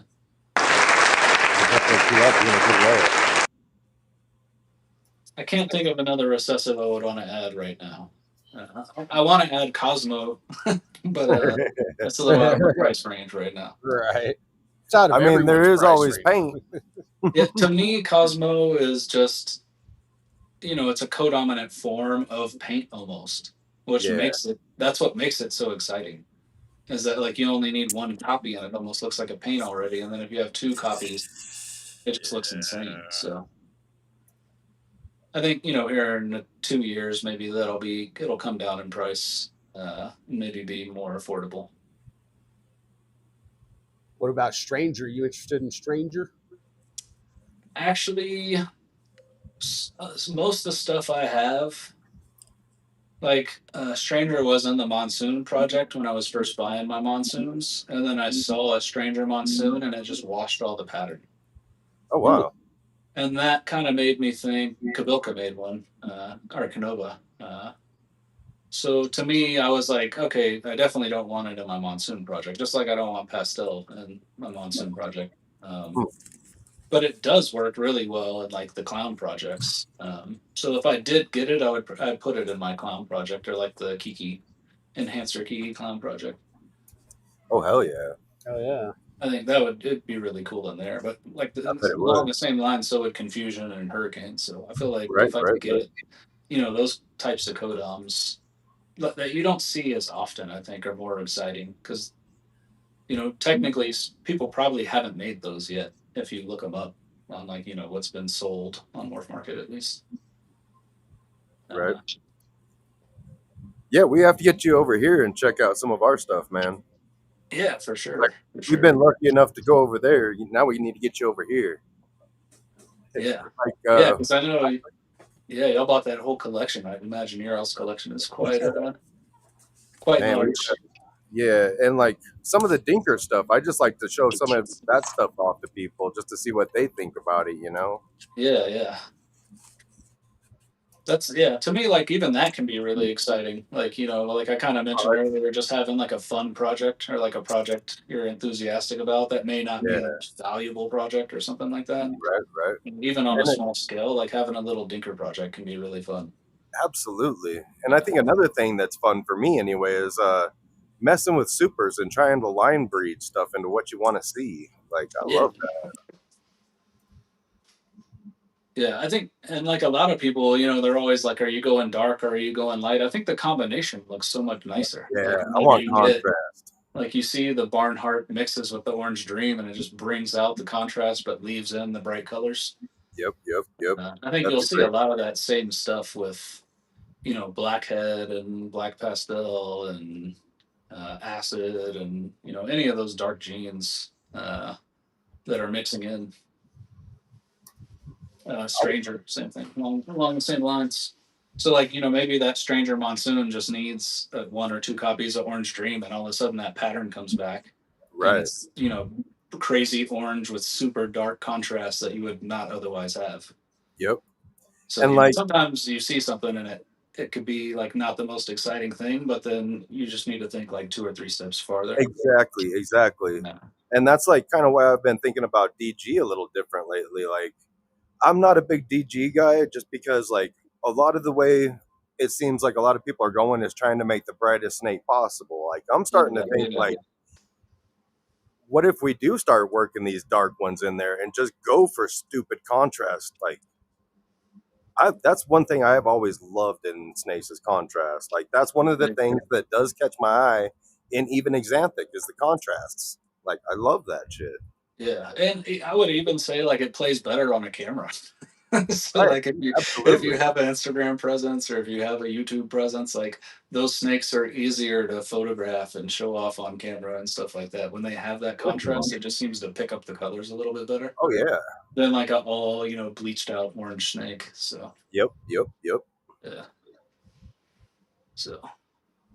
All right, so I asked you guys to go comment your favorite sport because it was the first episode of Keys and Wiz's new sports show way after the buzzer. And we got JNS says UFC. Morphforge Jamie said football just to watch. Where's the link at? The link's in the chat. I'm into competitive snake breeding. Spring Creek said, boo, play with the balls, boo. That's why you're his spirit animal. I guess so, man. It might just be. Tire God said fishing and football. Okay, you got me on fishing. I was going to say, but for fishing, I'd rather go fishing than watch it, though. Like, but then again, I mean, I don't mind watching it, though. But Bill Dance was awesome. I used to love watching Bill Dance, man. Way back in the day. Watch that goofy fucker fall in the lake almost every other episode. That was the highlight. Right. And Stephen Prince said hockey. I'm about to add mine to it now. Hell yeah. Fine. We go to a couple of Avs games every year here. Nice. Yeah. Hockey is so intense to watch in person, man, especially if you're close to the glass. Yeah, it's crazy how fast they play. Yeah, like when you see it in person, it's on like it just seems like it plays faster than it does on a screen. Yeah, man, it's hard to keep a fucking eye on that puck. Like, where the fuck? But in person, it's easy. You can see it, no problem. Well, not my blind ass. Not my blind ass. Proxima said football, specifically Broncos. There you go. Mitzi said football. It is football season, so. Right.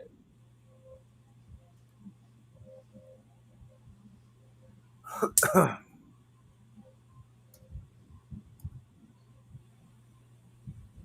think golf is probably my favorite sport to play, and basketball is probably my favorite to watch. Yeah. Oh, that's what Keys just said, basketball. Sir. My high school basketball coach became the head coach of the Denver Nuggets. Oh, wow. That's cool. That was a twist of... Who was that? Twist of irony. His name was Melvin Hunt. Okay, I remember that. So he was actually an assistant coach, and they fired the head coach that year, and he just retained the head coach position for the rest of the year. Yep, I remember that. So he became head coach that year, but it was just crazy. It's like, man, that was my high school. That's cool. I think that was when they fired Jeff Buzdelic, I want to say. Yeah, he was a really good player. He played in college. And even back when he was coaching us, he was still young, so he could still like dunk and shoot threes, and he was really good.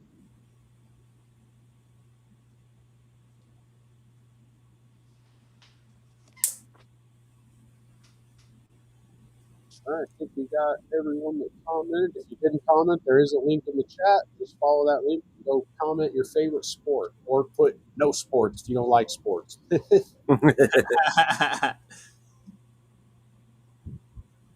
Or leave a comment, something like I would, like, I'd rather play with my balls, thank you very much.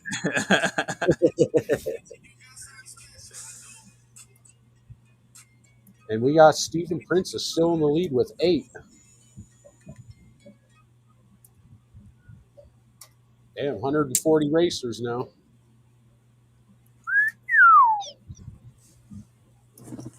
That's a lot of racers.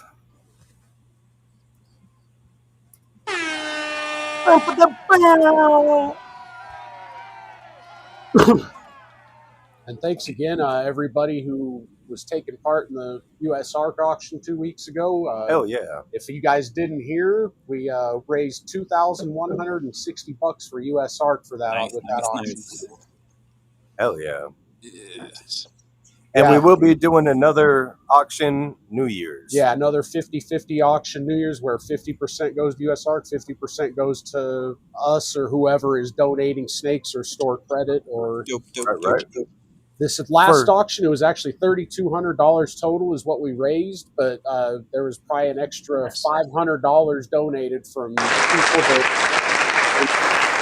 their 50%, they just donated 100% donation. Like Proxima did that, Colorado Cold Bloods did that, and shout out to the home team. Elias did that. We got. I know there was a couple other people that did that, but thank you so much for those who decided to do that. Absolutely, that speaks loud, right? Jamie LaSalle, she's quiet this week, right? And Jamie is also. We're gonna help Jamie LaSalle and Tire God Jamie out next week a little bit. Jamie is actually going through a little bit of trouble with, and they don't know that we're doing this or anything. So. You'll have to find out now. Yeah, you're all about to find out. So join us next week. We're going to be getting some pictures from Jamie. She's got a couple animals she needs to put up for auction. So we're going to do that for her, and we're also going to allow people to pay $5 for an extra racer. However many pieces you want, the $5 is going to go directly to both Jamies. I'm going to split it between Jamie LaSalle and Tire God. Yeah, that's dope. Yeah. Dope. So anybody who's like, oh man, I need like 50 extra racers. Hey man, you got that bread? We bout it. You can buy your wins, people. Usually only $100, so I don't know if you want to spend. You can buy your wins. Awesome. You can buy them wins. How competitive are you? Come on, let's go. So Jamie is on the board now. $100 to get you 20 races. Let's go. Y'all trying to do that on New Year's Eve or New Year's Day? That other auction will be the U.S. ARC auction will be like New Year's Eve, like that's Wednesday. But we're talking about the thing that we're talking about is going to be next week, right? Yeah, next week just during the show. It's just a few animals. Yeah, I know that talking about. I was just talking about because just for New Year's. Awesome. I know that's Sunday. And the way we're going to do her animals for the auction, it's not going to be just next week and done. We're going to keep a running bid basically on her animals for like probably 2 to 3 weeks. And we'll just, beginning of the show, we'll be like, okay, is there any new bids on these animals? And we'll go through and think about if you want starting bids on these animals too, Jamie. Right. She does have, she would like to get. Like this is trying to raise money too. Right, because they're trying to pay bills and stuff so they don't have to move basically, so. Tire God, you're on the board with 2. And Jamie's always been in our corner, Tire God, so we're trying to be in Jamie's corner. Tire God got 7 now. Trying to challenge Prince. Oh. We appreciate you, Jamie. Absolutely. Here every week, supporting. She goes to all the local shows and says hi to everyone. Right. She's awesome. Thank you for being Thank you for being a friend.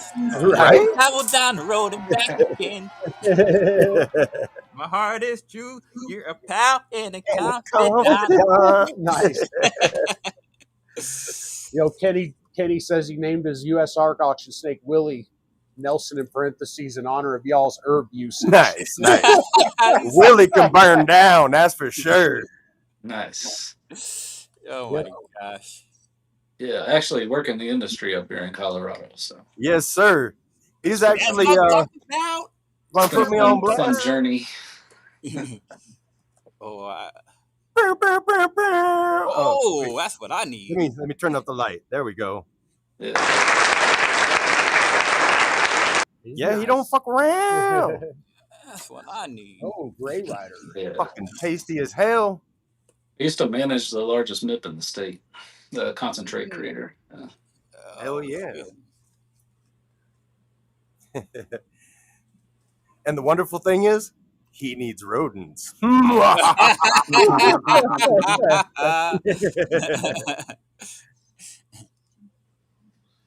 Yeah, but our rodents don't stink though. No. Yeah. We got them bougie motherfuckers.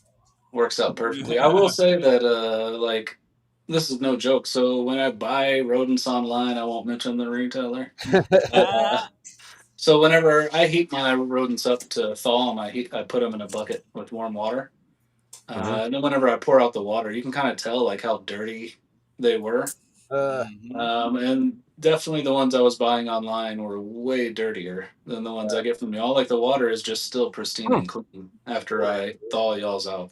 The ones I was buying online, it would like turn yellow and nasty colors and have a smell to it.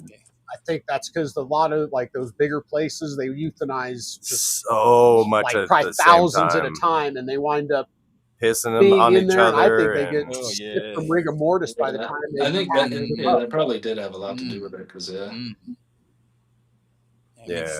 But yeah, the cleanliness is, I could tell a lot better care is taken. Nice. Oh yeah, man. Small batches. Yeah, that's another thing. Whenever we get you over here, you can check out the whole rodent thing, and you'll be like, okay, now I understand. Yeah, for sure. Yeah, that'd be awesome to see. Hell yeah. You see where your snake's food come from. Right. Is that something you ever think you'd want to be into, is breeding your own rodents, or? No, not really. I feel like I have allergies to them. So like anytime I thaw them, like in that like moisture comes up into my nose, I start getting super congested. So I feel like it's something I would just like to keep out of the house. A lot of people are allergic to either to the rodents or allergic to the bedding, or and I think that he would rather make concentrates, and we would rather smoke concentrates. Hey, so I'm on board with that. Yeah. All right, this is the third Halloween race here. So. Oh. Spooky. Right. About that time. Looking at my Gucci, it's about that time.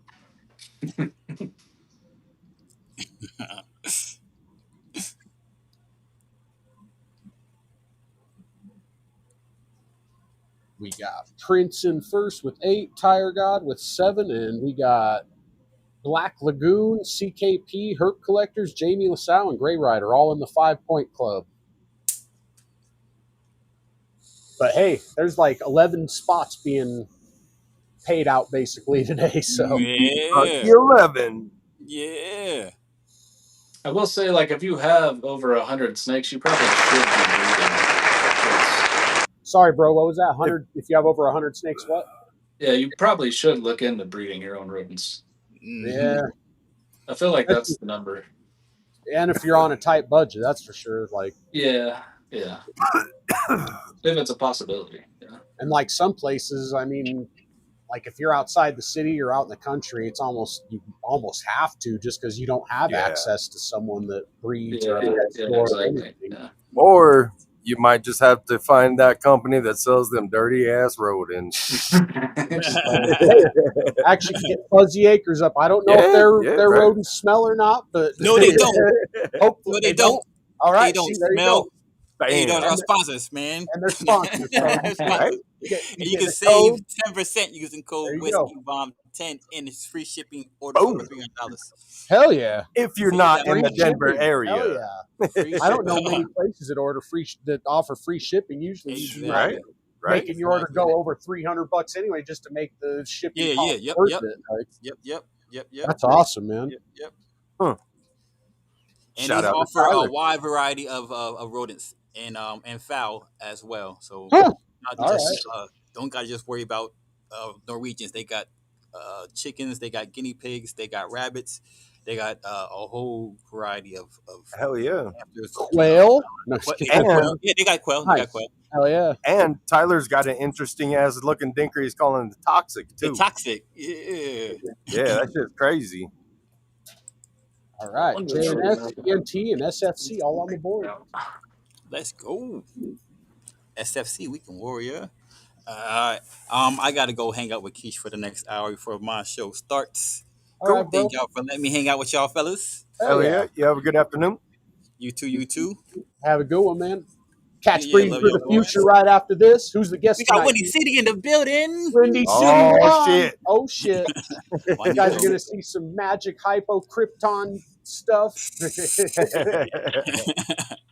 Now Key's got to get the fuck off his phone. All right, fellas. Later, man. Peace. All right, last Halloween race. Trying to show my roommate as a tree python. Oh, Ooh. shit. Where is it at? He's in there. Can you see it? It's kind of hard to see through the glass. Okay. I'm not putting my hand in there because it will bite the shit out of me. Those Boreals is a different breed. Yeah, it's not something I want to mess with. First one I've seen inside something instead of like perched on a branch or whatever. Yeah, but he's got a cool little setup. That's the full little setup here. Yeah, that's how I feel about Fred's blood python. I tried to look at it once. Okay, cool. Yeah, it'll like its eyes are super huge. It seems like a lot more like I don't know, almost intelligent just because of the way it reacts to like humans or anything that it sees. It's definitely it'll start responding to you. Yeah. Spring Creek, you're tied for first now. Ooh, nice, Kenny. Bone Daddy and Creative, you're on the board. Hell yeah. And we got 11 prize spots. What do you guys want to race next? Hey, whoever puts it in the chat first, that's what we'll race. Oh shit, I'm sorry, chat. Speaking of chat, I haven't been keeping up here. How many points I got? I thought I won. Oh yeah. Sorry, Jamie. Yeah, you probably heard me right after that you got so you won one race, you had 5, and then you got that third, so you're at 7. Squirrel hunting season here. Pack of freezer missies. I've never had squirrels, so I don't know. It seems like it'd be a lot of work for a little bit of me, but man, have you ever seen people fucking with the dove breasts? That seems like a lot of fucking work. Dove breast? Dove? Because they're so small, and you gotta. They're like fucking almond-sized breasts, like. Just how we like them.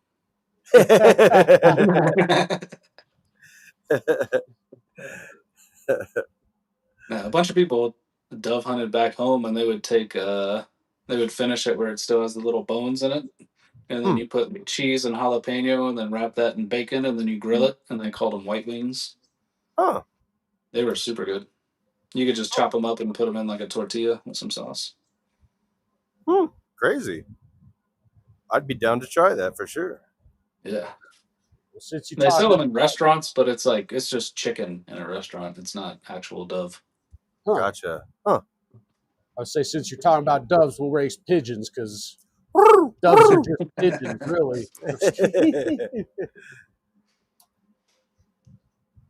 Up in Debo's pigeon coop.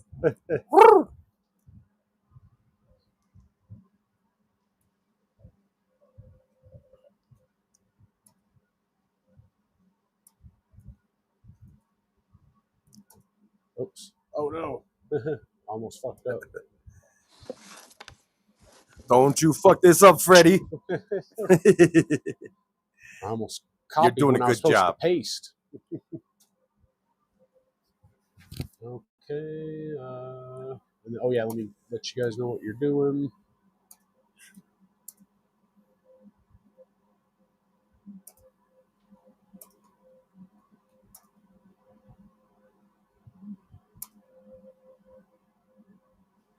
Going to that one.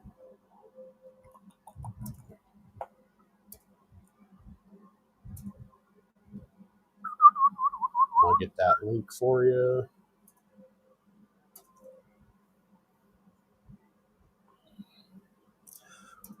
What video are they getting sent to? It's a sophisticated ignorance from last night. Ooh. You gonna comment squiggly leopard? Hell yeah.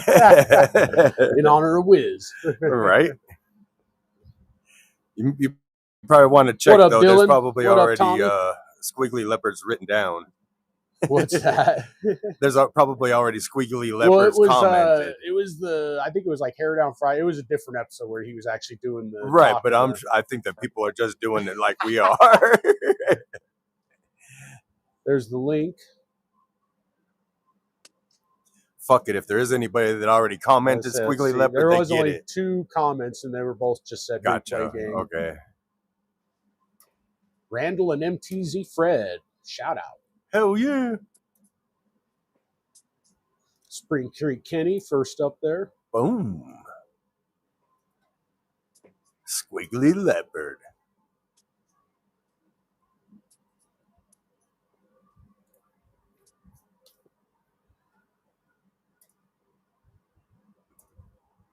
How many clutches you got on the ground so far, Armand? I think I hit 7, and I have one more tagged. So, oh yeah, I hit that one. I forgot to show you all that during the show. There was actually a clutch that I had laid today.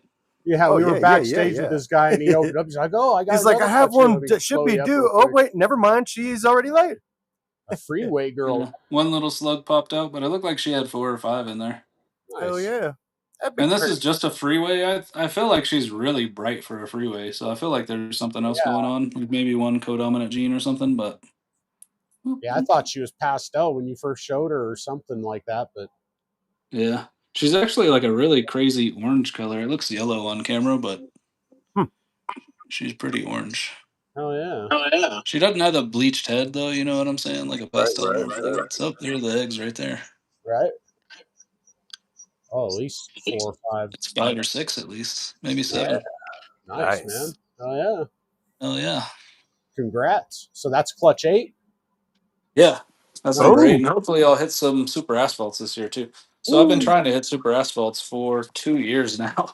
We know and how I've had 25% odds, and I still haven't hit any on.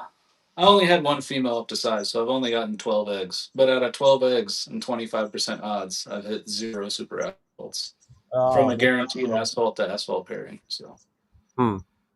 Yeah, we had our first chances last year, and one of the clutches in particular, we had, I mean, according to the way we bought it, it was an asphalt shredder, guaranteed asphalt, and we put it to a super asphalt, got 9 eggs, and didn't get 1 super asphalt. So we either missed the odds terribly, or that girl's just shredder. And then we ended up, like a couple years ago, getting a bunch of yellow belly / asphalts, and of course, every one of them was yellow belly. Yeah, that's why I didn't like playing that game. I bought a guaranteed asphalt from like a super. Yeah, just to guarantee that I would have. My original plan when I started buying snakes was to have no yellow belly and only have asphalt. So anytime I hit a super, I'm hitting a super asphalt. Fuck yeah. Ivory or a super yellow belly. But exactly.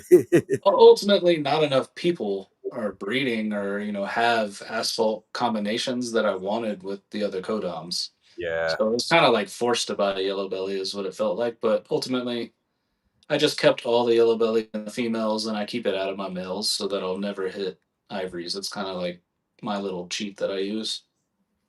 Well, we don't have visual. Fuck. Brain just went bye-bye. Congrats, Stan, on getting everything super asphalt. Okay, yeah. Well, we don't have a. That's what it looked like, Dylan. Fuck, what the fuck was I saying? Good. Damn it. 2 slugs.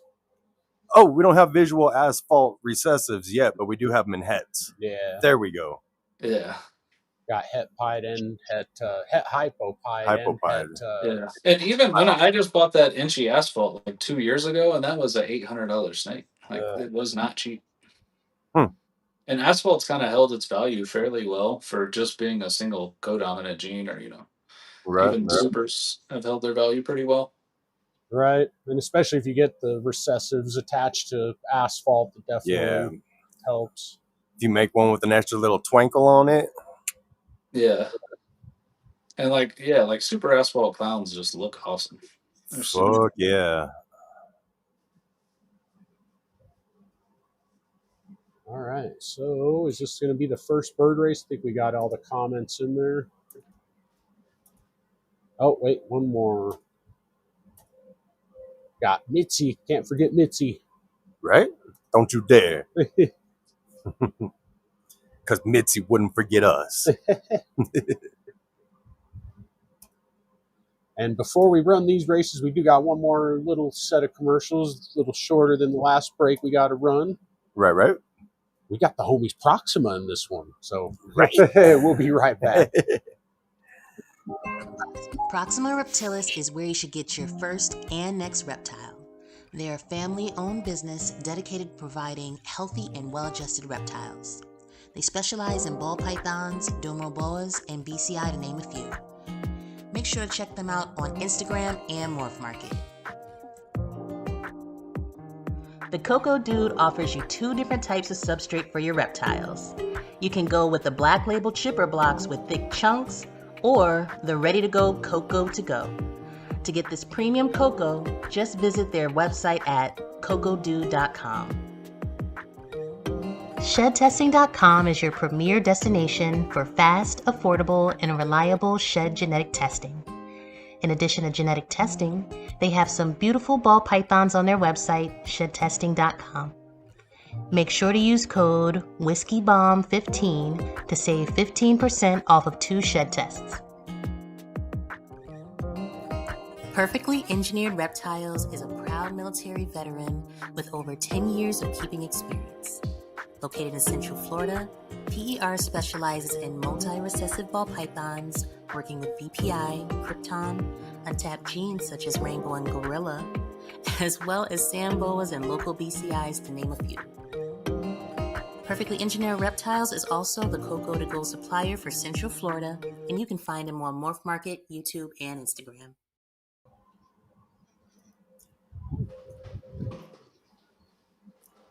And we're back. Thank you to the sponsors. Don't have a super, but got an inchy lesser freeway clown about upsize. Hell yeah, man.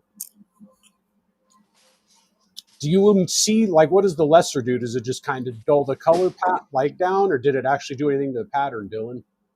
So we made a Mojave freeway, and it didn't really seem like it did much with the pattern. It just lightened it up a bit. Say freeways are definitely hard to manipulate pattern on, it seems like. Leopard, Enchi, and Pastel seem like the biggest ones that manipulate pattern. Leopard, of course. Yeah.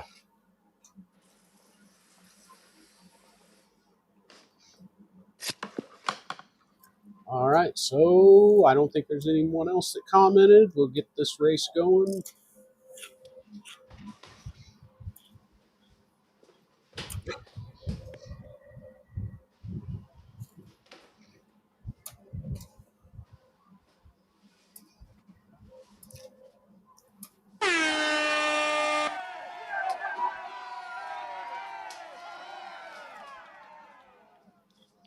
Changed the color overall, but Mardi Gras and Clown overpowered for sure. Hell yeah.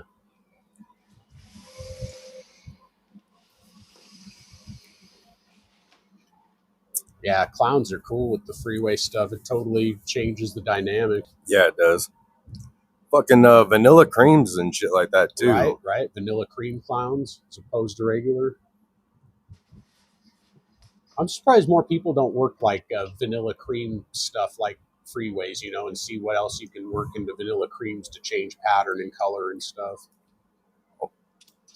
We might have to see what a fucking black vanilla cream looks like. Right?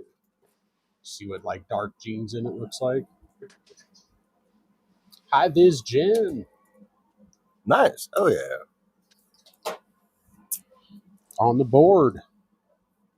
On the board again. Robinson, I think that was your first point, so you're on the board as well.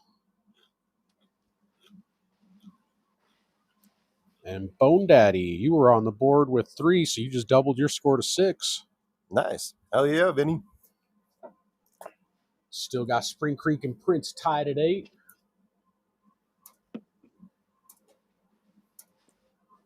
So 4 eggs and 2 slugs. 4 good ones and 2 slugs, huh? Yeah.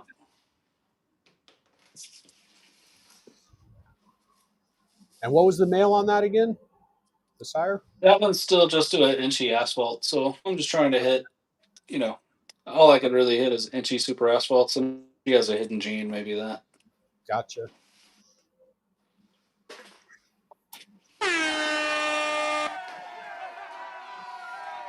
Yeah, we hit Leopard Super Asphalt male. We've hit, pretty sure it's a Banana Enchi Leopard Super Asphalt female. And then I think we got a Pastel Super Asphalt. And I think that might be it. Yeah, I feel like this is my year after missing it for 2 years in a row. I was going to say, we missed every year. And then this year we've been getting them. We've got like 2 or 3 clutches where we got one more on the way with a Pastel Mardi Gras to a Super Asphalt. So, yeah. They have been elusive for us. Yeah, it's odd. I always see people pair like double hets and they hit like I hit 3 visuals. It's like, oh my god, I wish I had those kind of odds. Right? Jared. That's the kind of odds we're hoping for with these fucking paint clown double hets, man. Spring Creek, you just took the lead, 11. J&S up to 7. Yeah, we actually got, 10 eggs on that clutch, too? So we actually got a good amount of eggs, too, which is nice. And then we had a girl that was 66% double het paint clown that laid just 4 slugs, and that's it. Yeah. Damn, yeah. Yeah, my roommate had a clutch last year that was just all slugs. It's disappointing. That's the first time I think it's ever happened to us where we got a clutch that was all slugs like that. We had one that was like from Pebbles that one time where it was like 4 or 5 good eggs and like 5 slugs, and then the good eggs wound up, a lot of them, like a couple of them went bad, and then the ones that hatched, like we wound up thinking it might have been a Partho clutch because they were just like, what the fuck is this? This don't make sense. Right. Like, yeah. But I don't think anything survived in that clutch. Like even the 3 eggs that did hatch. Like, yeah, it probably was a Partho clutch. Yeah. Yeah. It's not the greatest. We wound up like putting an ad for her on Morph Market, and I explained everything in the ad, what happened to us and everything. And Matt from Olympus actually did a whole about us and that ad and was like, yo, I don't know who these F&A guys are, but man, like I would trust them in a minute with my money because look how honest they are in this ad. Like, and one of their followers actually came and bought that snake too. Right. He was like, I want the snake that was on that ad that I was talking about. And he wound up buying like that snake and then like 4 or 5 males. I'm like, I don't know why you need so many males, but thank you.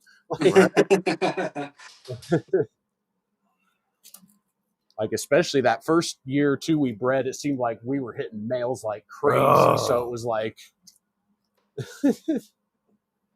yeah, all these eggs are good. Nice. Hell yeah. We're good. Yeah. Kenny's trying to run away with it. He's up to 16 points now. Oh, Jamie says, hold on. Jamie's up to 8.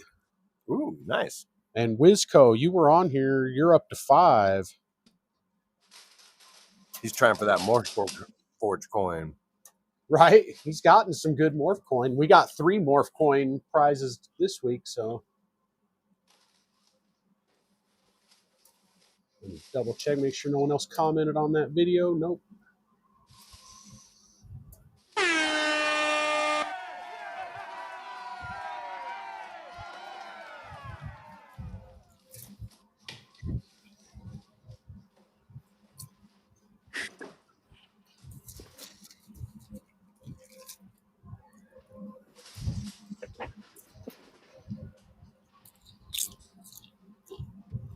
She says you ain't paying taxes, Fred.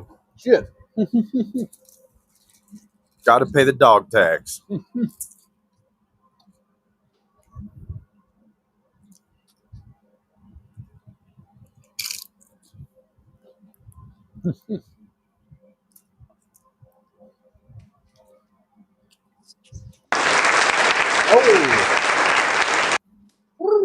Proxima.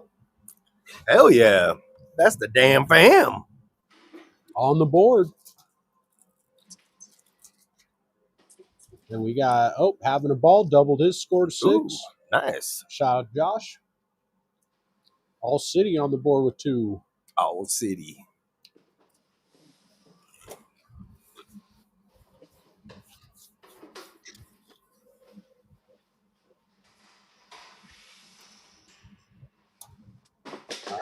gonna take these names and go do another race. Right. Actually, I need to head out. It's my brother's B-day. I gotta go to his birthday dinner. Right.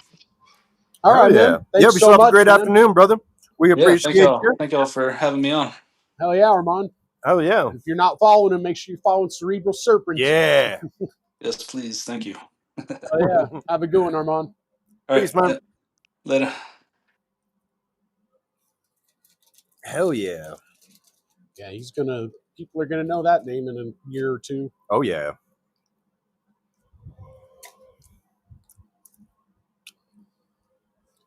What should we race next?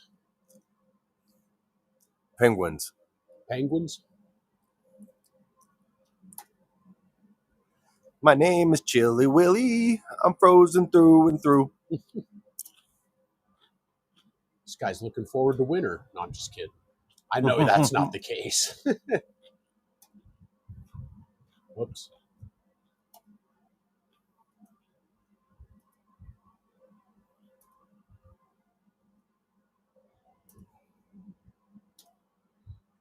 All right.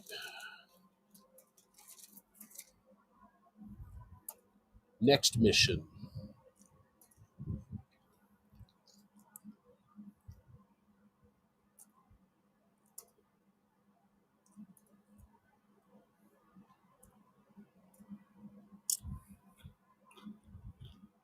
I'll get to your comments in just a sec. I know I'm avoiding them.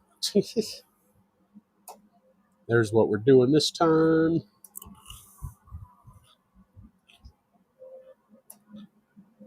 Gonna go there to this video.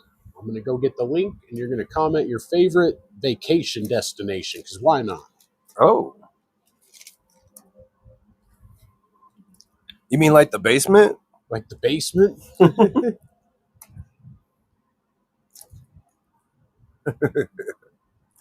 Just chucking a bunch of sand to your basement, put up some fake palm trees.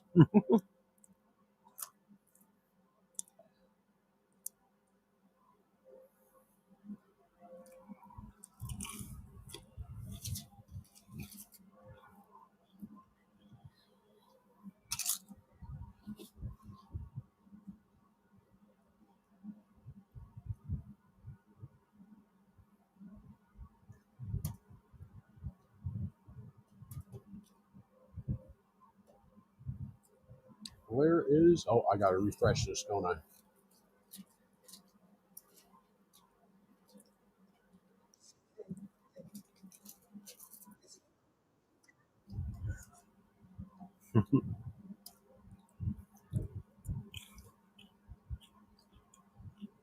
All right. Tire God says Florida.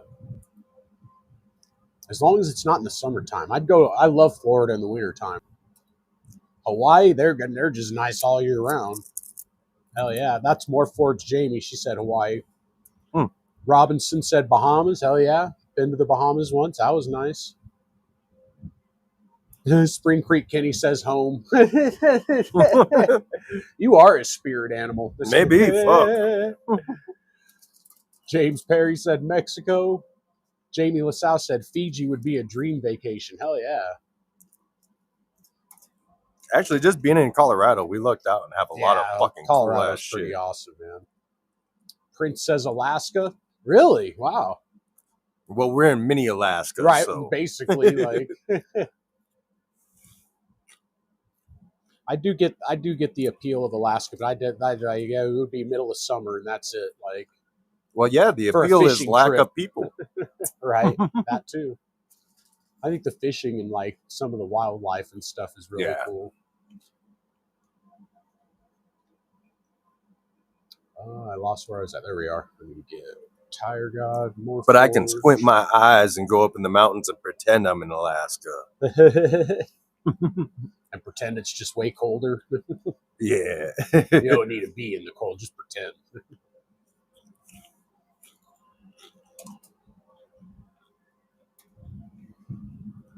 Yeah, the older you get, the more that cold affects the bones. Mm-hmm.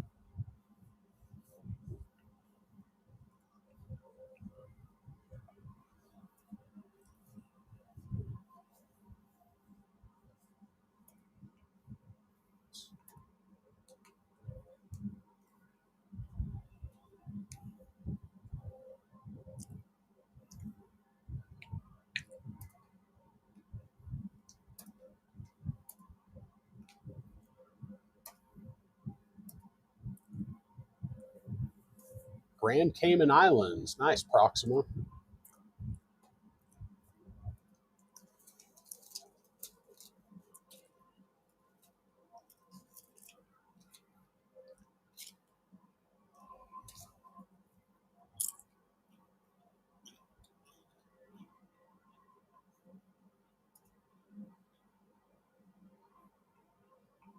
Drink a case of Corona at this rate.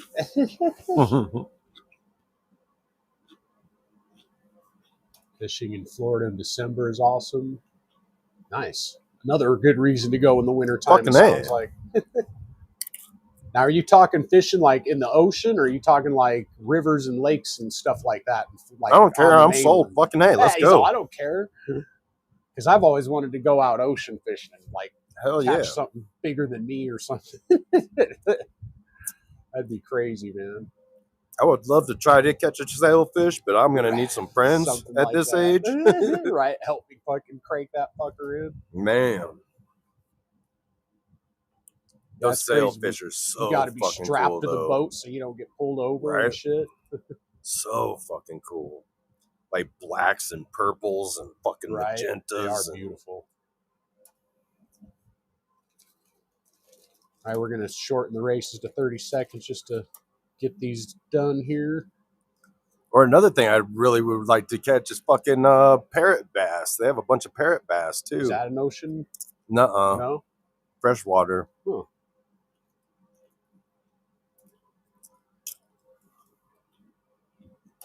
Or peacock. Are they real colorful? Is it peacock or parrot?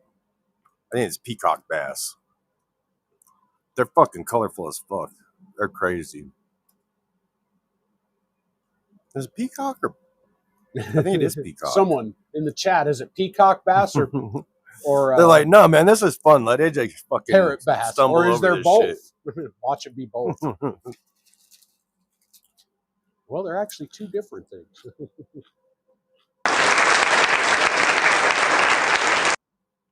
Pretty sure it's peacock.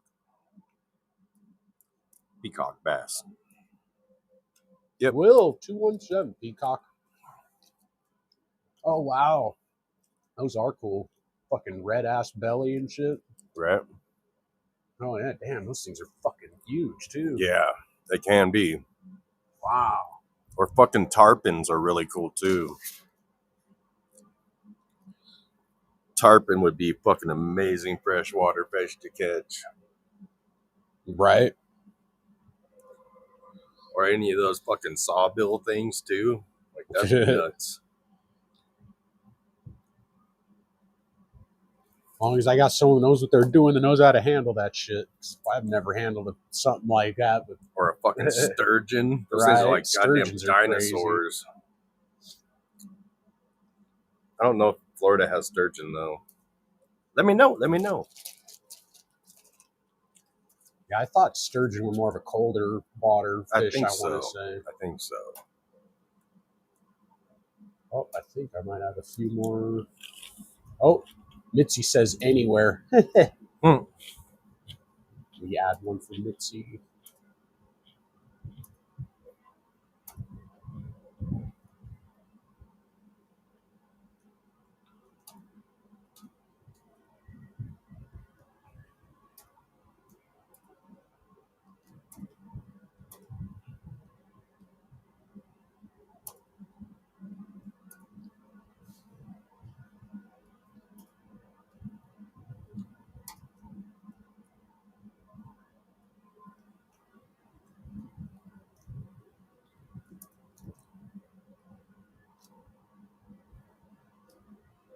Oh, wow. Damn, Kenny. He said he tried to go fishing deep sea fishing 3 times. Twice they sent him home because of high seas, and the third time they nearly sunk the boat. Damn. Decided God was telling me no and gave up.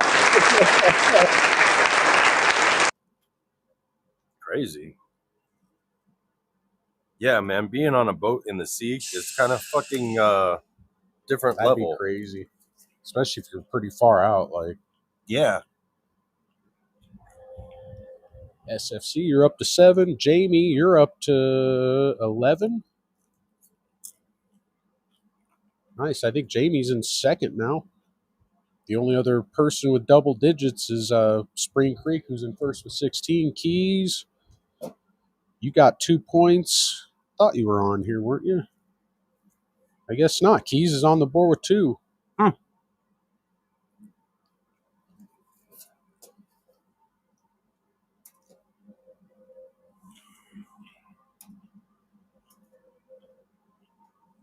Yeah, Prince said peacock bass.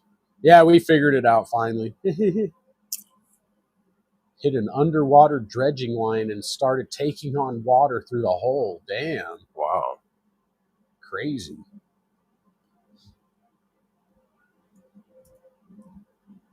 Robinson, I'm still in last. You're not the only one, though.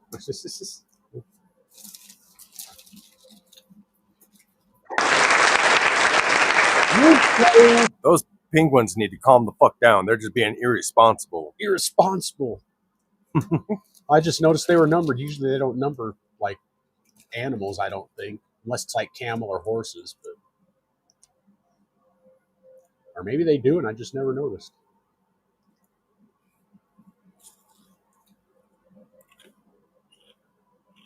Wizco, I know you were on here. I know you're on here going for that Morphforge coin. Right? He was on there. Right there. Oh, okay. Just doubled his score from 5 to 10. Damn! Unlocked morphs. Oh, shit. Nick. Yeah, where you been, Nick? Right? I haven't seen you in the chat. He's on the board now with 3. See, we have to think of a quick nickname. No, not unless he's in the chat. No, I'm just kidding. Right. I'm just kidding. Is he in the chat? I haven't seen him today, actually. He's probably busy or something. JNS, you're up to 9.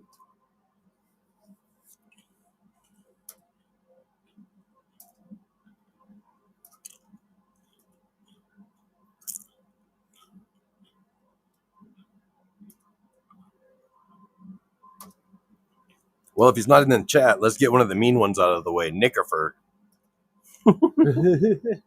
What? I have no idea. I couldn't come up with shit. I take full responsibility. Yeah, Kenny says he hasn't seen him in the chats in a week or more. Might have to hit him up and make sure he's doing all right. Do a wellness check on a friend. 41 CKP.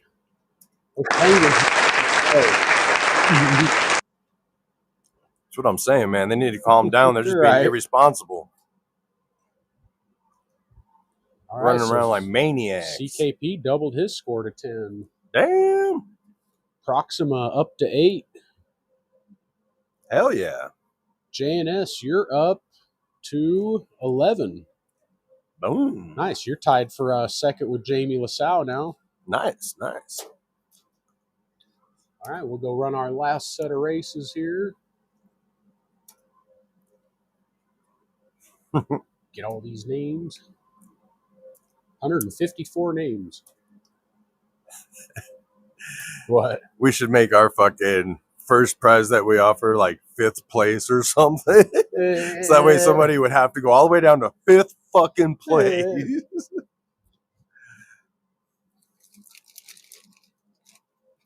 What are we racing this time? Chat hasn't said anything for races? No, I haven't seen them.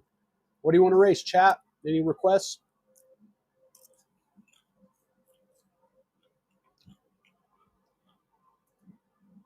Right? The penguins should have been on their bellies and sliding, right? That would have been good. Damn, I've been watching the channel. Oh, yeah, that's right, because Keys' channel, his other channel got shut down temporarily, so he's been having to stream on this channel. Sorry about that, everyone. Yeah, we might not get all of our people's. Yeah, I would say if it's still going on next week, I'll make sure I post it in the chat first. Oh, Cupcake Spiders. Spiders was up there first, and someone else said Spiders. Someone else said Spiders. Damn, 3 requests for Spiders, so I guess we're doing Spiders. Scary Spiders.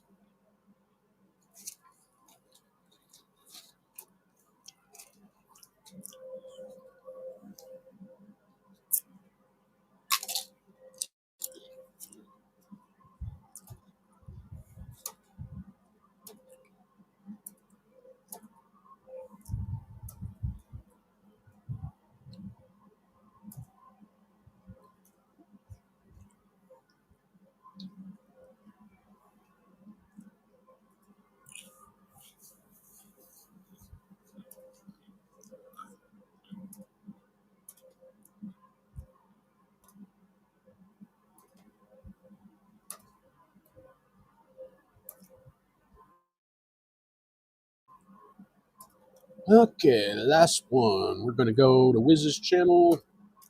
To be determined, and you're going to comment stranger or Wookiee. If you could only work one, which would it be? Oh, shit. This is good insight material. I see what you're doing. We're working both, so right. We don't have to choose. So, but in case we did have to choose between which male we were using, maybe this might help, I guess. But hopefully, we'll have some stranger Wookiee clown combos, right? And we'll be able to work them simultaneously.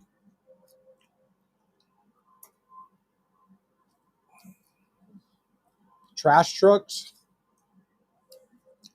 And James B had said cupcakes. So we could do either a food race or a trash truck race next week for the first race. Is a stranger Wookiee a strokey? Pause, Kenny.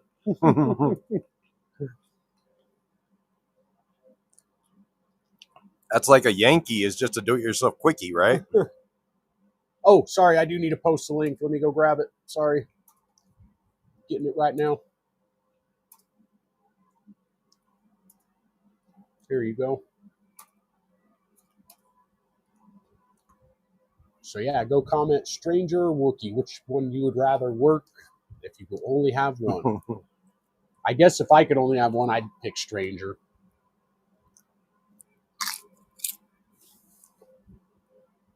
I absolutely agree with that. You're picking stranger. Yeah.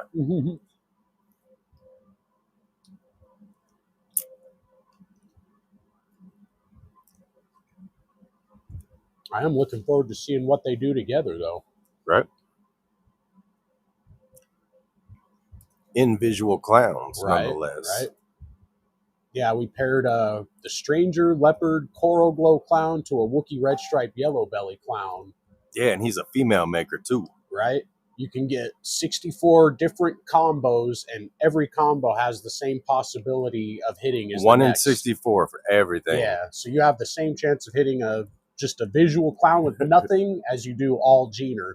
And it says everything has a 2% chance, but how the fuck is that possible? Right, and mathematically, if you figure it out, like you have 50% or greater chance of hitting mostly 2 to 4 gene combo animals. Like, yeah. So definitely looking forward to that clutch. I don't think there's a bad combo we can hit in that one. As far as, white snakes or undesirable. Like the worst thing we could hit would be something that's been reproduced a bunch, like a yellow belly leopard or something. Right. Yellow belly clown, leopard clown, or just a normal clown would be like the worst things we could produce. Right. Like, and I'm fine with that.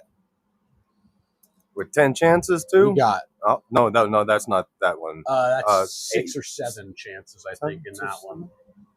I think it might be 7. Might be 6, though. It's either 6 or 7, I think.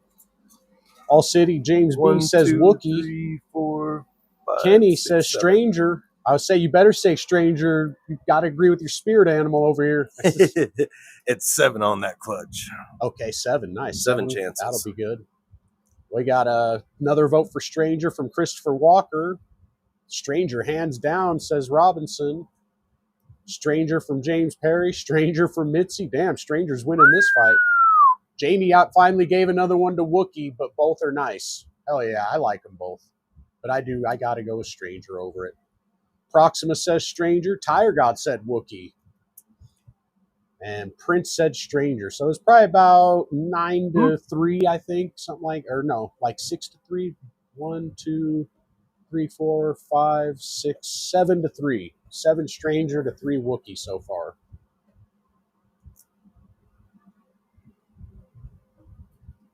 Oops.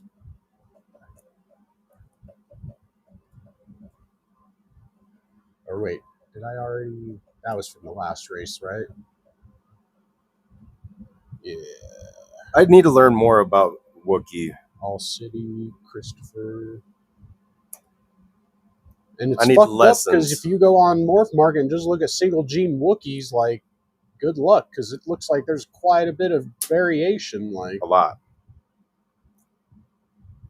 And I don't know if that's just people not knowing how to ID their Wookiee, or if it's different lines of Wookiee. Man, I hope it's not like an Enchi problem where everything is fucking Enchi, but everybody's it's not in the pairing, people though. Have something in the pairing that they think is making it Wookiee or something. It's weird. Like some of the Wookiees on Morph Market look just like normals to me, and I'm like, really? That's Wookiee? And then you see like the darker ones with the wonkier type stuff going on that I'm like, well, that's what I would associate with Wookiee, but I do not feel comfortable in calling Wookiee. Like I see a lot of the what I call Phantom of the Opera masks, or what? Not Phantom of the Opera, but what's the mask with the Masquerade handle? Masquerade mask. Yeah, I see like a lot of the Masquerade mask looking things on Wookiee. If it's a nice line, it does seem to lift from the belly a lot too. Right. I've been noticing that. Right, and then when you get yellow belly with it, it's really fucking like pointy and shit. Right. Like, it seems to do the lifting and reducing, and that's like the only thing I personally see really. Well, let's see. I got Spring Creek and All City, and then we got Christopher Walker, Robinson, JNS. I got to be honest, Red Stripe is another one too. Like, I have a hard time with that, and of course, we have a Wookiee Red Stripe. Well, and there's all different lines of Red Stripe apparently too. So who knows what you're looking for? Like. Exactly. And like you look up Red Stripe, and that shit's all over the place too. Just single gene. Yep. Like the only thing I'm really tuning in on with ours anyway, it looks like coloration. Like it seems like it's putting ours seems like it looks more blackhead almost. Like but it's like the lighter colors seem to be more of an orange instead of a yellow. I guess red stripe.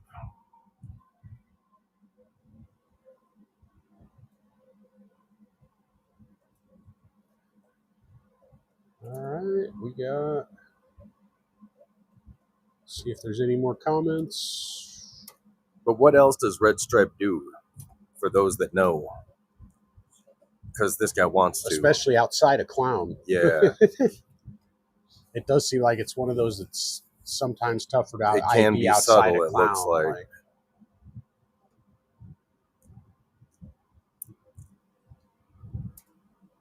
Damn, 159 racers.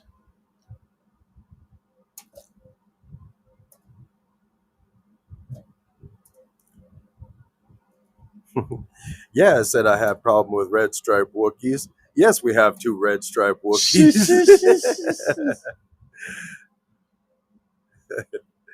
It's a fun problem, I guess. Didn't your parents tell you about strangers? Stan. Well, I know about strangers. Kenny says both are on my wish list still, but I want Stranger more. Hell yeah. Jamie says, I love what it does to the pattern when mixed. My buddy made some awesome banana Wookiee clowns. Not so that's supposed to hatch for us was the Wookiee Red Stripe yellow belly clown to a banana clown, but like 3 or 4 of the eggs have gone bad. We only got like 3 good ones left. Yeah. But we'll have shots with banana Wookiee stuff in that other clutch I just mentioned too, with the Stranger Boy. So that'll be, man, a Stranger Wookiee. Yeah. Banana leopard red stripe. I bet that'd be insane. And we have just as good odds as hitting that animal as we do any other animal. Yep. It's crazy. We got Tire God Jamie first. Hell yeah. That puts him up to 12. He's in second place now. Spring Creek's been quiet. He's still a 16. SFC adds 3. Up to 10. Yeah, sorry, Kenny. If I really am your spirit animal, you're probably not going to win a lot. Jamie LaSalle, you're up to 13, which means you're actually in second now, I think, right? Yeah. Spring Creek first, 16. Jamie LaSalle second, 13. Tire God third, 12. JNS fourth with 11. We got Proxima and Prince tied with 8. Then we got Bone Daddy and Having a Ball tied at 6. And then a bunch of people tied at 5 still. Hell yeah. And 11 of y'all get prizes. Right?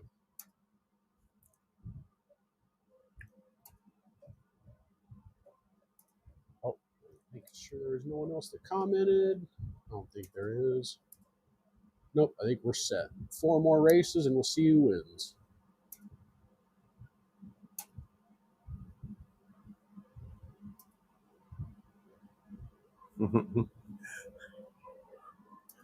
Red stripe. I just noticed that this camera is on the edge of this thing and has been bouncing around every time you do a keystroke. Oh, shit.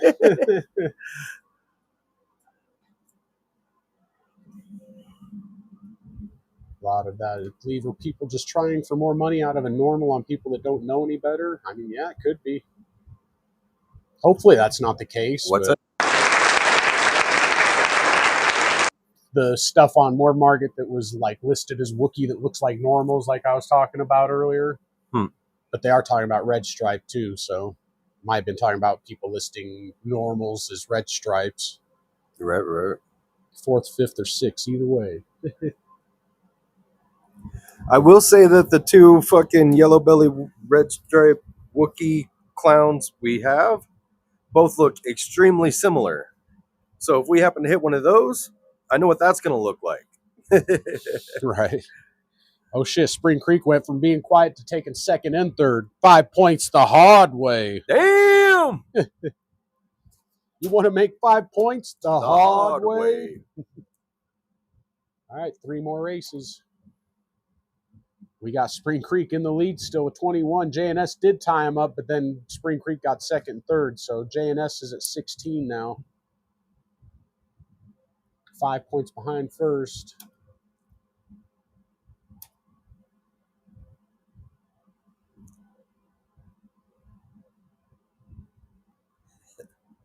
And remember, everybody, next week you can buy a win,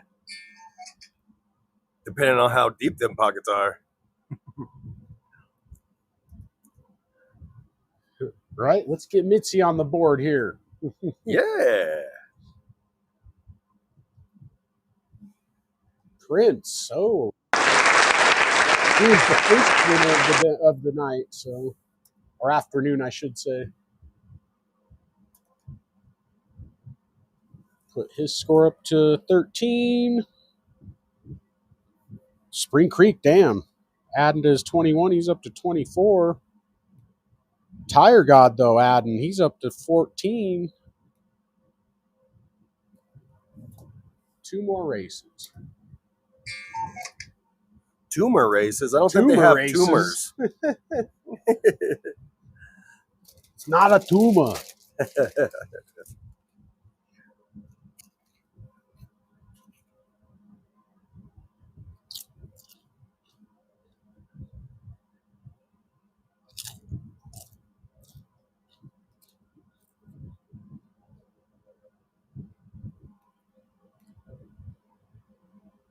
Oh, Proxima.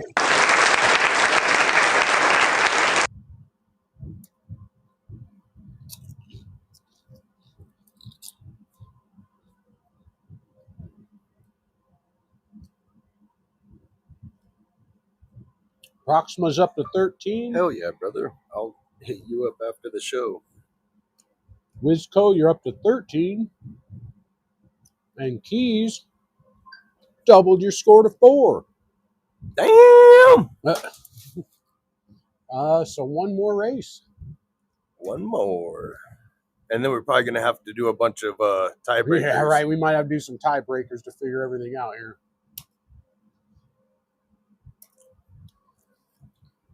We got Spring That's dope. Creek. I love tiebreaker races. Spring Creek is first, 24. JNS second, 16. Okay, he's first. Yeah, I can't be his spirit animal. No, you're right. Then we got Tire God 14. Then we got Prince, Wiz, and Jamie LaSalle all with and Proxima all with 13. So we got like a 4-way tie that's pretty high up there. Bone Daddy. That put you up to 11. Hell yeah. Tire God, that put you up to 17. Hell yeah. And Spring Creek, that put you up to 26. Yeah, see, you're too lucky. You're too lucky. There's no way Spring Creek won this week. That's for sure. Right? Driving nails and coffins over here. And then we got, so that was first for sure. Once. And then we got next, looks like 17 for Tire God. Two-end. So Tire God Morphs got second. Who's three-erd? It looks like JNS, I think, with 16, and I don't think anyone tied him with 16. Damn, I'm surprised we haven't seen a tie yet. I think we are after this after one. This one, right? Yeah. I think that's the fucking 5-way or 6-way or whatever. Yeah. Spring Creek Kenny, if you're, give me the 50 from F&A. Okay, so make a note of that. All right, that's 14th place. No, there's only 11th places. Give Jamie first. So, yeah, if you want it, Jamie. Yeah, Jamie was saying he wanted another snake. So you could have that one from Elevated. It was a 0.1. What did I say? It was something. It's down here. Posset puzzle, I believe. I think it's lesser het hypo posset puzzle or chocolate. Maybe something hypo. Like that. Yeah. It's right here. It's coming up. Cinnamon. I'm sorry. Cinnamon het hypo 50% het puzzle. So if you want that, Jamie Tire God, that's yours. Or you can have the $100 credit to Elevated. Okay, but now he's working amazing stuff. So JNS got third. We already know he's going to win the other 50 F&A if Tire God doesn't take it. So well, let him call it. Let him call it. Right. Yeah, it looks like we got to run a tiebreaker to figure out 4th, 5th, 6th, and 7th. Because we got Prince, Wizco, Jamie, LaSalle, and Proxima all tied at 13. Should we just run one race and have it be that's the order? Exactly. We'll run one race, and then however the order is in the race will determine I like 4th, 5th, 6th, and 7th. That's the easiest way. Otherwise, that's a lot of races. Yeah. And there's another show coming on. Right.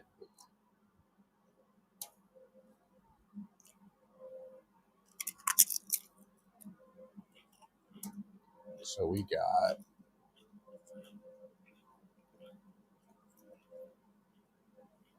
Jamie, we got Proxima, we got Wizco. Proxima reptilis, next animal. Next reptile. Prince.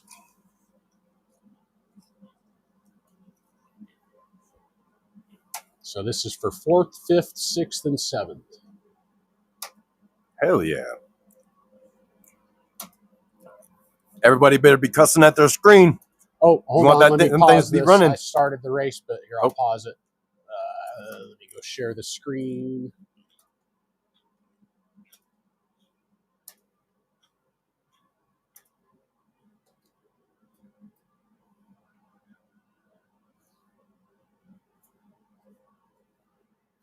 I need to start winning because the next ball I want, I cannot afford. All right, let's share that screen now. Oh, shit. I hit the wrong button. All right. That'll happen. Luckily, it wasn't the wrong button where I got to redo anything. Right. There we go. All right. Good luck, you four. As I said, I did already start it, but I'll just continue it.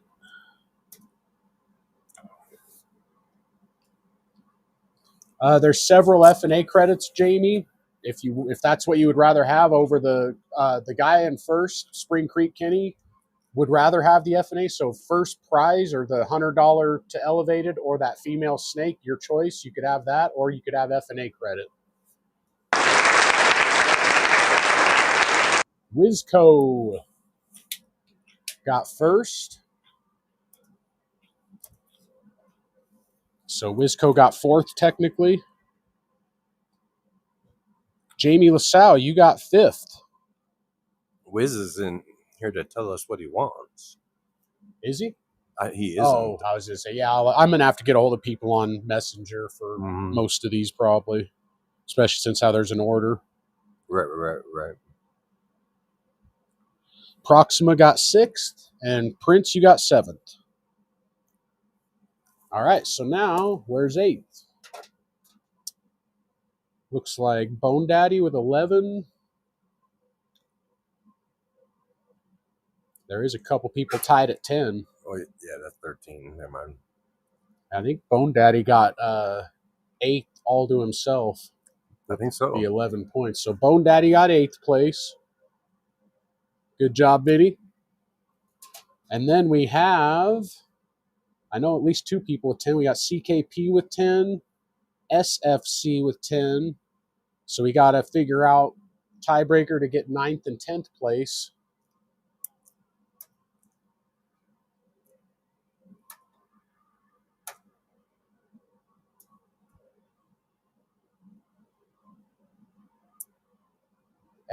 Two initials, SFC versus CKP. Initial fights. So this will be for 9th and 10th place.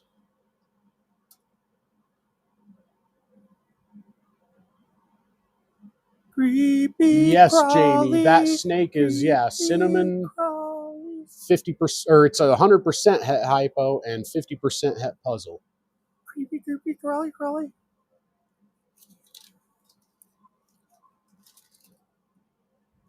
And you can either take the snake, or if that doesn't fit into your breeding plan,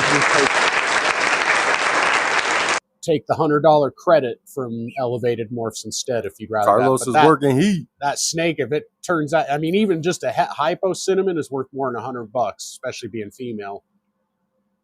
But if it winds up being het puzzle, it's definitely worth more than $100. And we got CKP taking 9th place. And SFC got 10th with their 10 points. Now next, let's see. We got anyone with 9? I want to say 8 was the next. I think 8 might be next. If there is anyone left with 8. Maybe everyone with 8 went up. Yeah, I don't see anyone with 8. We might have. We got 7 or 6. Okay, there's 6 having a ball.